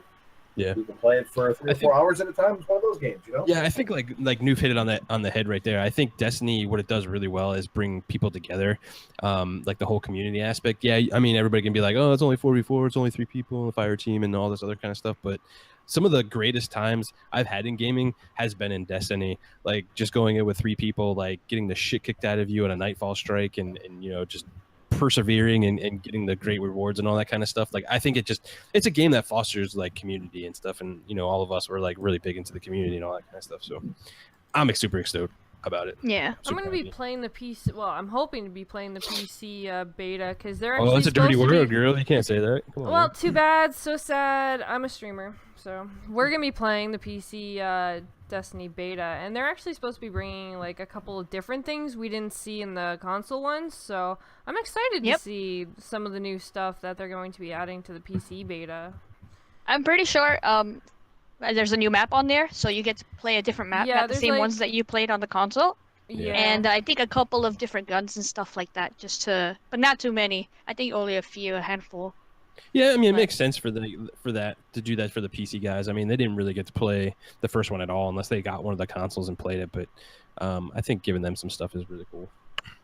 Well, it's Yeah. definitely a way to pull them in, that's for sure. But I know I'm still excited for Destiny 2, and with it being Bungie, I'm always worried about whether or not they're just hyping it up to where it's going to be nothing kind of thing, because we've seen it before. So it just worries me a little. I'm glad that they Destiny. took the feedback from the beta because they're fixing some of the stuff that I complained about. So I think you get your heavy ammo more frequently, and I think that you get your supers more frequently because it felt slow. Like I was there waiting forever. It's Well, interesting So though, they're gonna like fix that. from what they're like to piggyback on like Fox's point, like they're taking some of that stuff and also implementing it into the PC beta, which I Yep. kind of understand, but at the same time, I'm like, I don't know if you should do that yet because like PC plays differently than console and back and forth and all that kind of stuff. So it might push it one way more than what they thought. So I don't know. I think they should have went in there with the same beta and seen how it went before they implemented some stuff. But who knows? We'll see. What do I know? I'm not a game developer. Interesting. Well, it's I would say Destiny, the main games are like lubricant just before you get penetrated by the DLC. Oh my god. I'm leaving. I'm leaving. I missed that. Alright, so another topic we're gonna quickly jump into is Battlefront 2 developers discussed 3 studios. Did you also come talk about like together. Unity and Unreal Engine yet with the Xbox One X? Well, that was the last topic on your list. Unless you want to talk about it, then go for it. I think it's super awesome that these game engines and stuff are going to be supporting the Xbox One X. I think that's needed for like a new console and new hardware and all that kind of stuff. Like they need to implement things inside these game engines to work and get the most out of the engine as well as the Xbox itself. Adding more tools and making it easier for developers to build these games for the PS4 Pro or the Xbox One X is good for everyone. Even the PC side, like these consoles are becoming more and more PC like. So I think at the end of the day, like making one game that can play on everything is better for the developers and better for the gamers at the end of the day. So I'm super stoked to see that kind of stuff. Well, and did they go into specifics as far as what they're adding? Is it that they're adding Xbox One X specific code into the engines, or is it that they're just developing it more for DirectX 12, and we know that Xbox One X is going to have a DirectX 12 chip directly built into it, and maybe that's where the the API is like from. Inside the command processor and stuff on that. So I would think it's more. I think it's more code based to work with those changes from the Xbox One to the Xbox One X, especially like with the RAM and in the speeds that it has and all that kind of stuff. So I'm sure they need to like implement some new tools to track those analytics so they can push those 4K textures in and out at relatively good speeds and stuff to do all the 4K stuff that it needs to do. Basically, every major engine out there is already ready to go for the X then, huh? Basically from all the testing they've done. Yeah. It still remains to be seen. I mean, at the end of the day, it's like there's still some questions to be had with like the Xbox One X and even the PS4 Pro at this point. Like, are developers gonna make the game? We know they make it for the highest common denominator like at start, but then they start optimizing, and then are they optimizing at that point for the lower and then just doing some upscale and some fine tuning for the other ones, but still it's going to be the same base game? I think those are the questions that we need to still wait and see on when these games start releasing with the Xbox One X and the patches and all that kind of stuff. I mean, if these games come out and it's night and day difference between the Pro and or the Xbox One X, I think that's going to be really awesome for the Xbox gamer. Because they're definitely taking advantage of that power. But if it comes down to the standpoint of, well, the developers are making a game and it's going to be running on the PS4 Pro and then they're just porting that over to the Xbox One X, I think that's not really cool. Well, and I think what the biggest thing is that are the APIs themselves, are they going to be able to easily downscale? Because if you want a developer to go for the highest common denominator, which would be the PS4 Pro, the Xbox One X, build your game for that and then have the engine able to easily downscale without too much developer manual intervention. That's going to allow the Xbox One X and the PS4 Pro to shine and still allow the Xbox One and the vanilla PS4 to have a great version available. So well, I think the highest common denominator would be the PC is like building it for that. Right. And then and downscaling it to the Xbox One X and the PS4 Pro, whatever that looks like. And then I agree with Mike that scale it then from there down. Yeah. But I'm worried that they're going to take the different approach as far as when it comes to optimization, not building the game like whatsoever. They're going to build it for like PC spec and all that kind of stuff. But I'm worried when they get to that point of like, hey, we got to start optimizing. These things still have to run on the base PS4 and Xbox One. So let's get that working because that's the biggest like market share right now is those two consoles. The consoles, and also more often than not, most multi-platform games are basically made for the console and then ported over to PC. So they're optimized for the console. They're optimized for the lowest common denominator, and then they're going up from there. And if you want the engines to really show them at their best, they have to go at the highest and then be easily downscaled. So that was kind of my thinking. Yeah, that's how they used to, and I wanted to touch on that too because like that's exactly how it used to be. Like the PC would get the ports of the consoles, but now you're seeing, and that's due to the the whole power shift now with the consoles where they're getting much more closer in power to the PCs, where they're almost making like one game and then being able to put it on all these machines. And we're seeing like games like even Destiny, they're not porting the PS4 version and stuff. They're building just the one off, so it takes advantage of the PC as well. And I think we're going to see a lot more of that going forward. We're not going to see like Batman Arkham stuff where it's just the Arkham Knight. That was the big call out from this generation. It ran horribly on PC. Right. Isn't that the game that won't even start up for you now? Yeah, that's I'm having issues with that right now with the PC. It, like won't even fucking start up. Fuck you, Warner Brothers, goddamn it. By next year, holiday next year, we'll really know night and day, or Yeah. You know what I mean? Like I think this year there's gonna be a difference. It's gonna be hard for anyone to deny that, but I think next year is really gonna show the difference in terms of what they're doing, like everything you just said, where they're building for the X and they have to still compromise for the other consoles as well, Yeah, and and like I go back and forth with this whole, true 4K and all this kind of stuff, and I think it's pretty shameful on both parties at this point, being like, true 4K, and the Pro has been guilty of it, and Sony and Microsoft is guilty of it and stuff. And like, if your games are not 100% of the time going to be doing that, regardless if your asterisks are upscaling, checkerboarding, which again I think is fantastic stuff, and even that implementation is happening within the PC realm as well, because they have resolution scaling and all that kind of stuff in there, and they've had it for a long time, so it's not like it's a new thing. But you gotta be, and I don't know, it's just like this whole marketing thing and stuff. Like you gotta be truthful to like gamers and people out there and consumers and stuff. Like stop saying true 4K if it doesn't do that. Being like it's gonna give you whatever X, Y, and Z.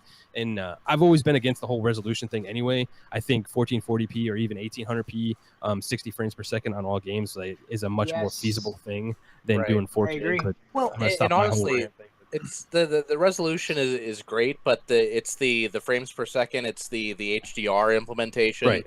Those are going to be the big standouts. I mean, if you're going to get down to the point where all games are developed for x86 and then just downscaled across the hardware that you have, then how do you advertise your game? If you have the highest end, if you have a $5,000 PC, you can play your game at 8K at 144 frames per second, all that kind of crap. Is that how you're going to market your game, or are you just going to market your game based off of what you can see? I think that's what they need to go back to is, we've got YouTube. It's not like it was back in the late 90s where you'd get a magazine and see a couple of still images. We can see the game in motion. We can see how the game looks. Let us know what the game is playing on, and let us be able to understand that, okay, if the game is playing on this hardware, then based off of the hardware I have, I should be getting something close to that, or maybe even not anywhere near that. That I think is the biggest thing when it comes to the gaming world as a whole in visuals, is that there are so many different hardware implementations that are in place that can show the game in its best light, and then you may have a game that meets the minimum requirements on a PC, but it's not going to look anything like what you saw on the E3 stage. Right, exactly. Yeah. Man, the whole hardware talk honestly is so overdone. It is, dude. It's That's why I'm sleeping. I'm sitting here today. I'm playing Rise Son of Rome. It's phenomenal. And, like in that game, I don't even think the game is 1080p, right? I think it's not even full HD. It's 900p. And it looks bloody amazing. And I'm sitting here all the time. I'm like, what is the big deal? Period. Like I just don't get it. I'm looking at the game. It's like that game's just got stellar graphics. I'm like, Yeah, it looked a little crisper, and the HDR on that would have made the game like really shine. But again, I just don't get why the conversation has turned so much into this whole thing. And Yeah, you, that's and you that's see why I've like always developers said, now like doing it as well. Like even on Cliffy B's game, like Lawbreakers, it says get the true 4K experience or whatever the verbiage is on the Lawbreakers stuff on the PS4 Pro, and it doesn't even hit that. Doesn't even hit it close to 4K. Like, how can you guys get away with that? I mean, you're lying to your player base. Like, don't do that, man. Like, we care about like the gameplay, how it plays. It's a video game at the end of the day, not a resolution thing. Like, it just got to play great. Like, that's all I I've care said about. this for years. A good game's a good game, regardless of what it looks like. Exactly. All right, and I'm moving on because we've talked about this on I don't know how many shows now, repeating the Can't help it, same we're thing I don't passionate know about things, how okay? many times. I understand that, but hey, you cut me off earlier. I'm cutting you guys off. All right, so we have a question from Darth. He says, "My question is, how soon after the X comes out do you expect the price drop or the sale of the X?" Depends on how it does. Like, honestly, like if it comes out swinging, like, and here's the thing, like, you got to be like keep things in perspective as well. Like, a lot of Xbox guys are going to be the initial people that are getting this console. Like, they're upgrading from their Xbox One S and or original Xbox to the Xbox One X, and that's perfectly fine. And I mean, that's what we're doing and all that kind of stuff. But so like these huge sale things, and it's going to do well. Like, I absolutely have no qualms about that at all. I think it's going to do phenomenal. But it's what it's going to do after the initial like 3 months. Like, let's start looking at it in like March and so, because that's what happened with the Xbox One S when that came out.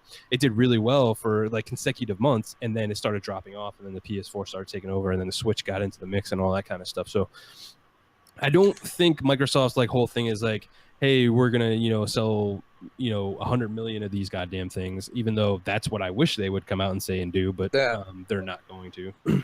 Well, as far as price drops, I wouldn't expect any sort of a price drop anytime soon, but come Black Friday in the United States, you may see bundles with the Xbox One X with 4K TVs at retailers like Best Buy. I don't know if it's going to be a huge savings, but a bundle's always going to save you at least $100 or $200 off of that. Yeah. As far as the console by itself having a price drop, I wouldn't expect that until like E3 next year, or maybe even fall next year. Yeah. Unless they announce an Xbox One X Slim, I don't see a price drop happening anytime soon for a permanent price drop. I don't and the other thing is like what the competitors do. That's how can you make it smaller? smaller? Is like tinier than the S. Yeah. Yeah. It also like depends on like what the competitor does too. Like if Sony comes down, I don't think they might drop the Pro this year, but at this point, like with how the Xbox One X is priced and that, like, I think they're fine, and I don't even think they probably they don't have to. But like next year, say the Pro is like, hey, we're gonna go down another $50. Like at that point, like Microsoft's gonna be like, well, let's eat $50 on this. Let's just drop it. And yeah, but if Sony really wants to punch them in the ribs, you lower that thing. Oh yeah, bucks, that's a big deal. Yeah. I personally don't expect to see any drops until maybe closer to E3 of 2018, perhaps in that market, maybe, because then they'll have a better gauge of where the sales are going on this unit. They also may have some great games coming up to announce that would be a perfect time with the console itself. Again, the telltale is going to be where this console sits after January. I mean, if they win a couple of NPDs with it, and I think if they're going to, it'll be November and December. But even November is questionable. And the reason I say that is because if Nintendo can keep up with demand for the Switch, and they have Mario coming out at the end of October, I could see Nintendo cleaning up again. You're dropping the knowledge right now. I agree. Sure. So, and honestly, that's just what I'm thinking. I could be wrong. Like, Nintendo's still got that big demand going. And parents are clamoring for this thing, and they're going to be even worse. Like, that's just it. Nintendo's not only going to get hardcore, they're going to get the fucking the casual people in there too. Yeah, you're going to have like Mario out. You're going to have all those other games coming out. Dude, you make valid points, but absolutely, I think you're right. So I don't know. So like I said, maybe towards E3, but I think the one thing that would be smart for Microsoft to do is at least bundle it with something now out of the box. I mean, like throw in something. Throw in one of those awesome games that is not maybe selling like crazy anymore because most people either have it or not. But like throw in something. Throw us a bone. Throw in like Resident Evil 7. That's going to have an Xbox One X enhancement. That'd be great. Yeah, Resident Evil. Yeah. Throw in a copy of The Witcher with the Hell, with dude. the Game of the year. something. You know what I mean? Throw it in with some with the assets and stuff like that. At least to give somebody something right out of the box. Here's a code. Go play a game on it. Test it out for yourself. Here's a demo of Forza 7. Blah blah blah blah. And, Free trial with give the them pass, the game free pass. trial with the pass, Yeah. and where you go. It just makes the incentive a little easier to swallow when you're dumping down an extra $600. For us, it's a no-brainer because we want the system. We're going to buy it with or without a game. But it's for the average person walking in thinking, yeah, I might pick this Xbox One X up, but it doesn't come with anything. That means I got to spend another $70 or $80 out of pocket. You know what I mean? That's going to be huge for a parent. Yeah. Or a buyer. All right. The next question is from Tu. He says, "How has age changed the way you look at gaming, the type of games you play, and the times you have played?" Ooh. A lot. I like this one because honestly, the older I've gotten, the more money I've made. So now I look at games a lot less strictly than I used to when I was younger. That's Now I good. just buy what I'm interested in. You know, back when I was 20 years old in college, I could afford 1 or 2 games a year. So I was very meticulous about what games I bought. Nowadays, if a game interests me, I'm like, hey, yeah, I can afford that. I'll give it a try. Yeah, especially if you're drunk. I mean, like for me, I went from like pretty much just a shooter guy. I played like Call of Duties and Halos and some Gears. I'm not a big Gears fan with multiplayer, but I went from that to me now. I play like indies. I'm looking for like interesting experiences now. Like Arrow is a fantastic like this little ship game that's playing with music and all that kind of stuff. So it's definitely changed. I've gotten more diverse in my gaming experiences now. So yeah. Yo, I'm gonna have to jump on that as well. I agree with GKB because when I was younger, I played simpler games, like Sonic and stuff like that. And then I grew, and then I played with my brothers, so whatever they had, and most of the time if it's fun, I'm gonna play it. But now I care more about the games, so I care about the story and Yeah, exactly. how it impacted me. So I did change, and obviously I enjoy shooters now. I didn't care for that before, and I started caring about that in the 360 era. So yeah, I have different styles of different games that I like, and it completely has changed from the way that I grew up. And Absolutely. one thing I have to say is, as a parent right now, one thing that I used to be a lot more multiplayer gamer, and now I'm more of a single player gamer. Yeah. I totally agree. I'm That's much how I like am. that too. I also get into like these days now, like I get more into like the developer story of some of these games, like with Cuphead, like Life is Strange, and all those kind of games. Just like seeing how these people come up with these stories. I mean, even like the Telltale like guys, like and all the stuff they're doing, with Batman and all that kind of stuff. Like I just love hearing their whole like stories behind the game, like what drove them, and like it just makes it a more immersive experience for me when I'm actually playing the game and stuff like that. So I don't know. Yes, I agree completely.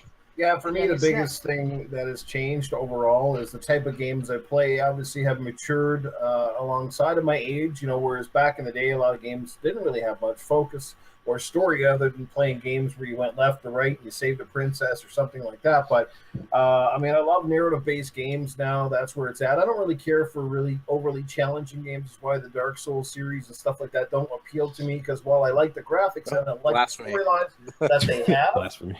For me, like, I'm not into dying. Like, if 8 of my hours playing a game and 7 of those hours are pretty much because I was dying multiple times, to me, it's just not worth it. I want to play stuff and enjoy myself and have a great time. I'm not saying they're bad games, but anyway, getting off topic. But, I just like to play games now for the narrative, for the story, and overall, it's a time that I can dedicate to games. So games now, when I buy them, I'm more selective. Like when people say now 40 hours on a game, and I often hear that, to me, that's a warning sign. Some people are like, 40 hours, yeah! And I'm just like, 40 hours, give me a break. I was just like, 20 is good enough, man. If that's more than enough, because otherwise I end up with a huge backlog and I never complete them. And I'd rather complete my games than see them just sitting in a cabinet gathering dust and people telling me about the ending. Yeah. Now that brings up a good question, Newf. You said that as you've aged, you've gone more into gaming with a narrative as opposed to gaming where you're trying to save the princess and stuff like that. Is that more of a comment on who you are as a gamer, or is that more of a commentary on how gaming has evolved over the years? It's a little bit of both, I think. I mean, obviously, I think so too. you know, one man's trash is another man's treasure. You know, I mean, some people just want simple. Some people want the left of right games who don't want games that have virtually no story. They play for the action, they play for the challenge, they play for high score. I mean, back in the 80s, that's pretty much all, or even I guess the 70s, early 80s. Remember, like most games back then really didn't have a story. It was pretty much like Pac-Man and all that kind of you stuff. went for score, and you tried to beat It was your own all about story. getting into the top 10. Score. Yeah. Yeah, it was all over the top 10. I mean, technically that still exists today, but it's more like leaderboards for shooters, that sort of thing. That's where it's kind of gone, as opposed to like, hey, I got the big score, right? But it's leaderboards, a kill death ratio BS, which is I wish you'd take that out of I'll tell you what, though, altogether. But yeah. I love seeing my initials on the arcade cabinets whenever I'd walk through at the local store that had arcade games. That was always the best. For sure. Yeah, no, you go, Sheila. No, you can go. It's all right. Go. No. I don't want to know like GKB does. Oh no, nobody's let me get a word in really all night, so it's okay. Right, no The joys of being the host. No, actually, I was just gonna say I'm completely opposite to all of you guys. I didn't really play video games growing up. I actually went outside and did things. My brothers were big on video games. Well, it's true. My brothers. Shit right now? Yeah. I was She's actually taking shots, outdoors. man. Yeah, No, she's taking shots. I did both, girl. Fuck all you guys grew up with video games. Y'all sucked. Okay, so I obviously, you know, people had Mario and all those kind of games, but I watched my brothers play a few games, but I never really got into video games until recently. Like, I played MMOs on PC when I was a teenager, but other than that, I literally didn't start playing video games until probably in my early 20s. And then I actually got into video games, but before then, I really didn't play video games, so it hasn't really changed for me. I literally just like the games I play, and that's about the gist of it. I thought that we were twins, but I guess not. Well, no, you're the nerdy twin. There's always like the outside Dang, she's one, calling and you then nerds the nerdy now. one. I'm She okay likes with being that. a nerd. Yeah. I don't go outside. She's not taking that as like a shot. So ha. But yeah, I'm completely opposite. I didn't grow up gaming, so. What about you, Wendy? Yeah, I mean, I agree with a lot of what you guys are saying. With today's game, I'm amazed what it's like today compared to growing up, you know, with just everything that's talked about compared to when we were playing games when younger. I mean, like, take a game like I just finished Firewatch. It's a 4-hour game, not much to it. It's fucking glitchy as hell. But the story was immersive, and what's funny is if anyone that's finished the game, you could have a conversation about what you think the ending is, because It's very the ending is what you want to make out of it. Yeah. Yeah, and it's something so small like that I paid, I think, $20 for that game, and I paid $60 for other games where I was just like, what the fuck is this, you know? Like, I just appreciate more of what a lot of the indies. I used to crank on indies in the beginning of this gen, and now I actually would rather buy 3 indie games for $60 than probably one AAA game, you know? Yeah, man. I'm with you. That's just how I am. I mean, Mike mentioned Edith, and from what I'm understanding, that's a phenomenal story.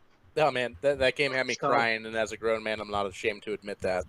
That's what I'm saying. I mean, Nice. my game of this generation is Ori and the Blind Forest. You know what I mean? Of all the great games that have come out, Ori and the Blind Forest is my #1. And people can look at me how they want to look at me. I don't give a shit. But I mean, I've been gaming long enough to know what a good game is, and Ori's a badass game. Yeah, it is. And now they got a sequel coming, which is even Can't more. wait. Yes. Looks beautiful. Cannot wait. Yeah. All right, guys. So it's past 9 o'clock, and we are going to let these amazing gamers tell you where you can find them, and then we're gonna get out of here. Real quick, sorry everybody, I'm gonna be in and out of Console Corner in the next couple of weeks. GKB is super slammed with work and everything that's going on. I'm trying to get some certs for IT and all that kind of stuff too. I'll do my best to make the shows, but if not, I love you guys and all that kind of cool stuff. I'm sorry, but I gotta take care of something. We miss you when you're not here, brother. Yeah. So pretty much sad. you guys can hear me batter the intro every week. We're gonna have to work on that, SheWulf. I'll get it. This one was kind of thrown on me. I did not too bad last week when I had to do it. But this week Yeah, it you was did kind good of last week. it was kind of thrown on me this week, so and just been crazy busy with everything else with the kids starting school again. But other than that, we'll go down the line. Wendy, where can they find you? You can find me on Twitter, Windy City Gaming, and that's basically it. I mean, that's all I really got time for, really. Okay, I what just about? yeah, hit me up on there. All right, what about you, Newf? Well, guys, yeah, it's always a pleasure. Thanks for hanging out with us in the chat, everybody. It's greatly appreciated. You will find me one more time again tomorrow night on Xbox Nation with Crap Gamer and Company. And outside of that, I'm hoping to stream some more games. Want to get back into Mass Effect. I might start speeding the process up and actually playing some of the main storylines instead of dicking around with a lot of the side quests, which seems to be taking me forever. But outside of that, yeah, it's usual business as usual. I hope to get some more videos on my channel as well. But always a pleasure. Peace out. Have a great night, everybody. Awesome. What about you, Mike? Hey, everybody, you can find my information down in the description below for my Mixer, my YouTube, my Twitter. You'll always find me on Twitter most of the time. And other than that, you'll find me here every Tuesday night on Console Corner on GKB's channel. Awesome. What about you, Vox? Well, I just want to say thank you to everybody in the chat. Hopefully you all enjoyed it, and thank you to everybody who watches later on. Really appreciate that. And you guys could check out my YouTube. I'm gonna do some videos on there. Finally got the app that I had issues with working again, so I can make more videos for you guys. And chat with me on Twitter, where I'll be posting Foxy Theos. And in case you guys missed it, on Friday we did Gaming Den, so check it out after this if you missed it, and it was awesome. And then obviously we'll be there again next Friday with a new time. It was going to be at 12. So hopefully you guys will hang out with us. Yes. Not next Friday. That's what I meant. Friday. Well, I just meant, the Friday that's coming. That's what I meant to say. Anyway, so yeah, that's going to be at 12. So hopefully you guys can join us this Friday. All right? Yeah. You did it. I'm happy. You want to add anything to where they can find you, GKB? Yo, what's up, everybody? You can find me on Gamers Knows Best on YouTube and Twitter. I do my best to try and get on there and post something every once in a while. Like I said, guys, I'm just super slammed right now. Hopefully it'll clear up here soon. But SheWulf's going to be, doing her thing, taking care of the show, and help out as much as I can, be here when I can. So just be patient, guys. I'll do what I can. And of course, I'm SheWulf. I was your host. Don't kill me because I'm a horrible host. I will get better. I promise. I know, everyone. I'm not GKB. I know. I'm going to teach her how to do the other set so she can do that. Yeah. No, but then I have to sit there by myself. We I'll love you too. look Licorice like a Girl, really don't bad worry. news anchor. I'll hop a flight down to Florida. Please do. What? I'm coming over. Yeah, but they all say it, but nobody actually does it. Other than that, guys, you can obviously find me here on the Gamers Knows Best channel. Like Fox said, we have the Gaming Den this Friday at 12 p.m. Make sure you guys tune in. And also, if you guys are around, I am streaming every morning from 8:30 a.m. Eastern Time until 12 or 1 o'clock p.m. Eastern Time. Come stop by, say hi. I am working towards getting partnered with Mixer, and I'd appreciate the support, guys. She's putting the application tonight. Go make sure you go I slam am. Twitter with all those guys and tell them that SheWulf needs to be partnered. Do it. I am. I'm putting in my application tonight to try to get partnered. But yeah. So other than that, tune in to me there, guys. Mixer, I'm always Twitter, I'm always on Twitter. So everything is xSHEWulFx with you, not an O. Other than that, thank you everyone who stopped by in the chat. You guys are all amazing, and you guys hung out and had a great show with us. I hope you guys had some good laughs and my horrible reading and everything else like that. So other than that, I love you guys, and thanks for coming.